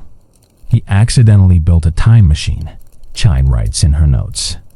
Not forward or backward travel, but temporal isolation. A bubble where internal time flows differently than external time. She publishes her findings in November 1978. The Christmas Express. Accidental temporal engineering in the 19th century. The physics community is skeptical but intrigued. Chun's analysis is rigorous. Her mathematics check out. If her interpretation is correct, a Norwegian immigrant with no formal training accidentally solved problems that modern physicists haven't cracked. The paper gains traction. By 1979, other physicists are examining her work, building on it, running simulations. Dr. Robert Hoffman at Caltech uses Chen's data to create computer models. His simulations suggest that Larsen's heating system, when operating at full capacity, would create a temporal dilation field strong enough to displace the train by decades. The mathematics support Dr. Chun's conclusions, Hoffman writes. The Christmas Express didn't vanish into space. It vanished into time, specifically into a temporal bubble where 50 years of external time passed while minimal internal time elapsed. This raises a question. What did the children experience? Chen theorizes, if internal time flowed at massively reduced rate, the children might have experienced only minutes or hours while 50 years passed externally. They wouldn't have noticed anything wrong. The train would feel normal. Then, when the thermal system failed or the bubble collapsed, they'd emerge into 1903, instantly frozen by the temporal shock of re-entry. It's elegant. It's horrifying. It explains everything. But can it be tested? Chun contacts MIT's physics department. She proposes building a scaled recreation of Larsen's heating system. Not full scale, too dangerous, but large enough to test temporal effects. MIT approves the project. In 1980, Chun and a team of researchers begin construction. The experiment is conducted in March 1981. They build a chamber heated by recursive steam circulation, based on Larsen's designs, but with modern safety measures. They place atomic clocks inside and outside the chamber. They activate the system. Within minutes, the clocks begin diverging. The internal clock runs slower than the external clock, not by much, but measurably.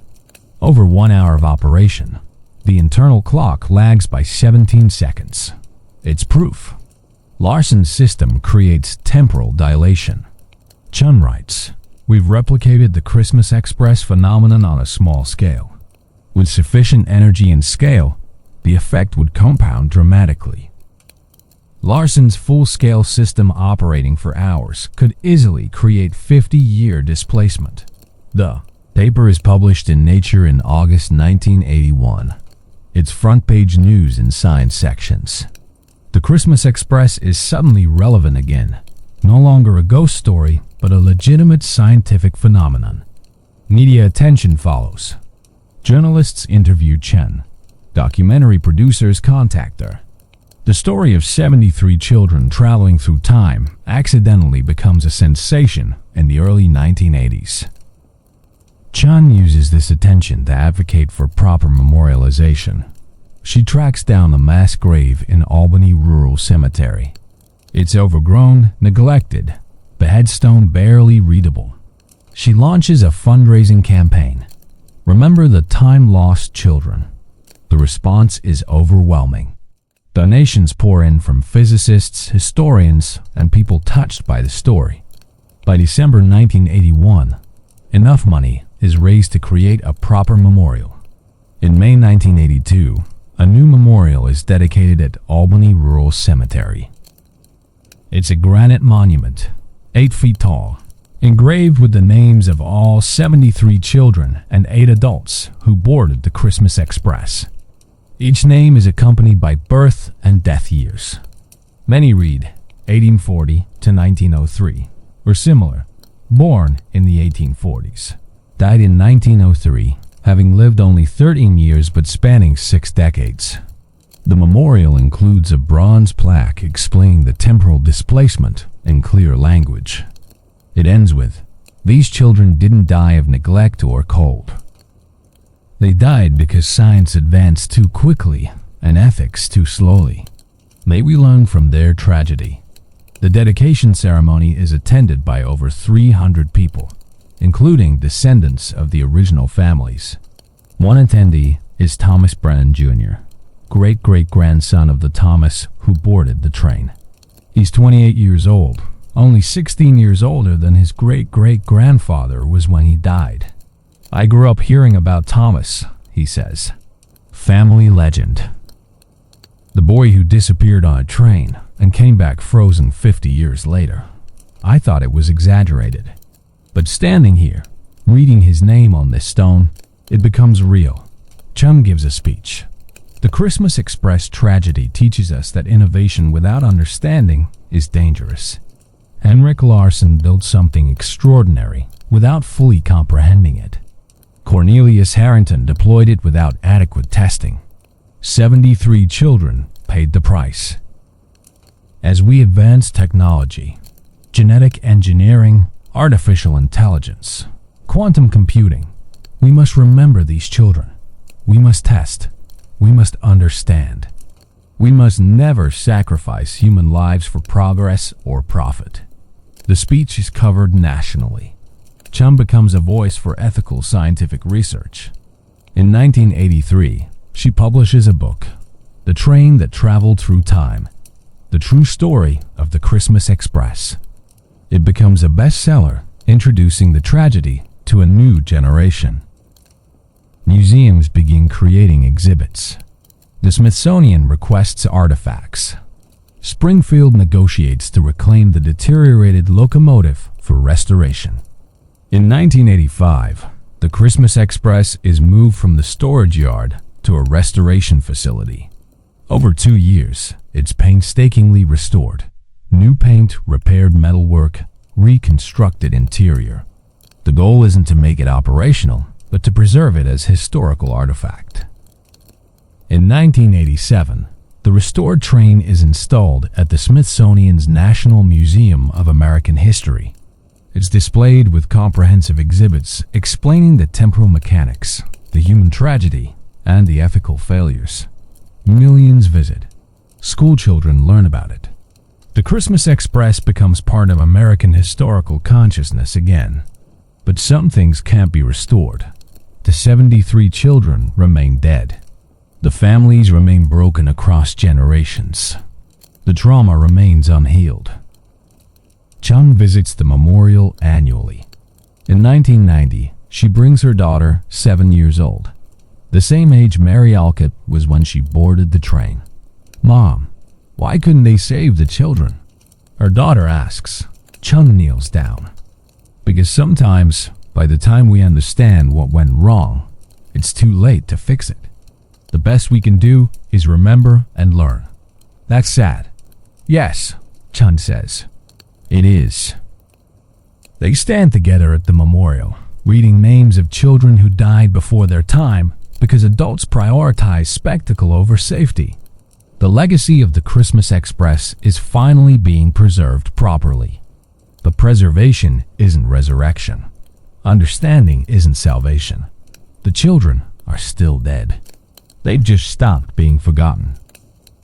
So, where are they now, those 73 children who boarded a train on Christmas Eve 1853? Their bodies are buried in Albany Rural Cemetery. Dust now, atoms scattered. Returned to Earth after their strange journey through time. But that's not the question you're really asking. You're asking, where are they in the moment of displacement? Where did they go during those 50 years that felt like hours to them? Doctor. Sarah Chen's research suggests they existed in a temporal bubble, a pocket of time separated from normal flow. Inside that bubble, minutes passed while decades flowed outside. They sang carols and drank hot chocolate and looked forward to Albany while the world aged around them. But here's what keeps physicists up at night. What if the bubble didn't collapse completely? What if fragments of it still exist? Echoes trapped in temporal loops, replaying forever. In 1995, a physicist named Dr.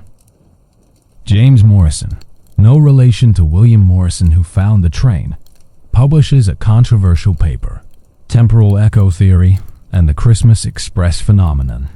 His thesis: temporal displacement doesn't just move objects through time. It creates echoes, copies, or impressions that persist in the space between moments. Think of it like a scratch on a record, Morrison writes.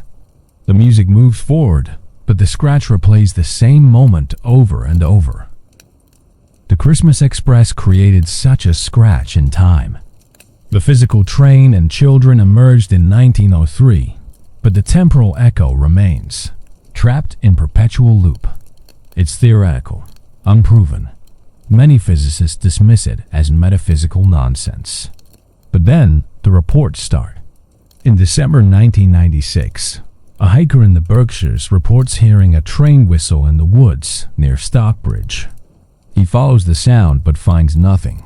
No tracks, no train, no source.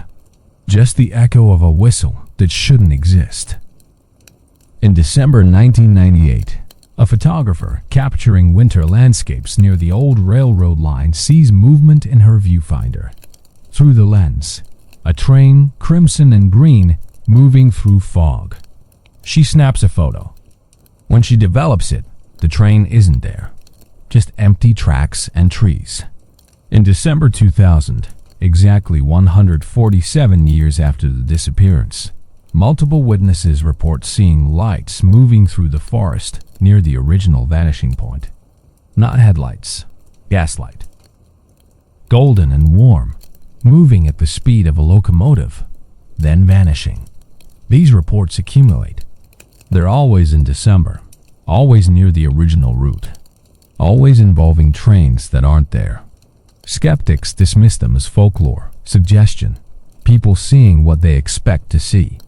But in December 2003, exactly 150 years after the disappearance, something undeniable happens. A commuter train passing through the Berkshires on December 24, 2003, experiences a 12-minute delay. The engineer, a woman named Patricia Wells, reports that her train passed through unusual fog and felt resistance, like moving through heavy air. Transit Authority reviews the train's data recorder. Something extraordinary appears. For approximately 8 minutes, the train speed reduced from 60 mph to 45 mph, despite no change in throttle. Temperature inside the train spiked to 78 degrees, despite winter conditions. And most disturbing, the train's GPS shows a location discrepancy. For those 8 minutes, the GPS couldn't determine the train's position. It showed the train was simultaneously in two places, on the modern track and on a track that hasn't existed since the 1890s. When the fog cleared, everything returned to normal. The train arrived 12 minutes late. Passengers reported strange experiences during the fog. A woman said her cell phone showed the wrong date. December 24th, 1853. A man said he heard children singing carols in an old-fashioned style. A child said he saw another train through the window, an old train, painted red and green, moving parallel to theirs before vanishing. The transit authority investigates. They find no mechanical failures, no explanation for the GPS discrepancy, no reason for the delay. Dr. Morrison, the temporal echo theorist, examines the data. His conclusion: the commuter train briefly intersected with the temporal echo of the Christmas Express. For 8 minutes, two trains from different centuries occupied overlapping space-time. The echo is still there, still running its route, still carrying children who think they're going to Albany. The findings are published in Journal of Temporal Physics in 2004. They're controversial, but increasingly difficult to dismiss. More sightings occur. December 2005, December 2007, December 2010. Always in December, always near the original route. By 2015, the Christmas Express echo has become accepted among temporal researchers. Not as ghost story, but as genuine temporal phenomenon, a loop in time that hasn't closed, a moment that refuses to end. What does this mean for the 73 children? If Morrison's theory is correct, some version of them, not quite alive, not quite dead, but suspended in perpetual replay, is still riding that train, still singing carols, still looking forward to Albany, still trapped in an eternal Christmas Eve that never ends. They're not conscious. They're not suffering. They're like images on film, replaying the same moments forever, unaware they're trapped. But there. Which raises an ethical question. Should we try to collapse the echo? To end the loop and let those children finally rest? Some physicists say yes. The echo is a temporal wound that should be healed. Others say no. Collapsing the echo would require energy potentially equivalent to a small nuclear detonation. The risk is too high. Still others say the question is meaningless. The echo isn't the children. It's a recording, an impression, no more alive than a photograph. But what if they're wrong? In December 2023, 170 years after the original disappearance, another commuter train passes through the fog. This time, a passenger records video on her smartphone. The video shows 8 seconds of another train visible through the fog. Crimson locomotive. Green passenger cars. Gaslight glowing in windows. And in those windows, barely visible, small faces, children's faces, looking out. The video goes viral. Millions view it. Skeptics call it fake. Believers call it proof. Physicists analyze every frame. Dr. Sarah Chun, now 78 years old, watches the video in her retirement home. She spent 45 years studying the Christmas Express. She's written books, papers, given lectures. She thought she understood it. Now, watching children's faces flickering in smartphone video, she realizes she doesn't understand anything. They're still there, she whispers. After all this time, they're still there. She dies 2 months later. Her obituary mentions her groundbreaking work on temporal mechanics and her lifelong dedication to remembering the children of the Christmas Express. At her funeral, her daughter reads from Chun's unpublished notes, found after her death. I've spent my career studying what happened to those children. I can explain the physics. I can map the temporal displacement. I can calculate the energy requirements. But I cannot answer the question that matters most. Are they at peace? The echo suggests they're trapped in a moment of happiness, anticipation, excitement, Christmas joy. Is that a blessing or a curse? To be frozen not in ice, but in hope. Forever approaching a destination you'll never reach? I don't know. I'll never know, but I think about them constantly. 73 children who wanted to celebrate Christmas and instead became eternal prisoners of December 24th, 1853. If there's an afterlife, I hope I can tell them, you were not forgotten. We tried to understand. We tried to remember. We failed to save you, but we never stopped caring. I hope that's worth something. The funeral attendees sit in silence. Outside, it's snowing. Soft, silent, beautiful. Somewhere in the Berkshires, in fog that shouldn't exist, a train is running. Crimson locomotive, green passenger cars, gaslight warm and golden. Children singing carols. Still moving toward Albany. Still believing this is the best day of their lives. Still trapped in the moment between departure and arrival, between hope and tragedy, between then and forever. The polar train never stopped running. It just stopped arriving. And on Christmas Eve, if you're in the right place, at the right time, in the right fog, you might see it pass, might hear the whistle, might glimpse children's faces in the windows, looking out at a world that aged without them, still waiting, still singing, still traveling through an eternal Christmas Eve that will never end. The train is still out there, and the children are still aboard, forever young, forever hoping, forever lost in time. If you made it this far, subscribe, because some stories don't end. They just echo forever, waiting to be heard again. Like a train whistle in December fog, like children singing carols, like Christmas Eve that never becomes Christmas Day. The polar train is still running. And somewhere, in some fold of time we don't understand, those children are still going home. They just haven't arrived yet.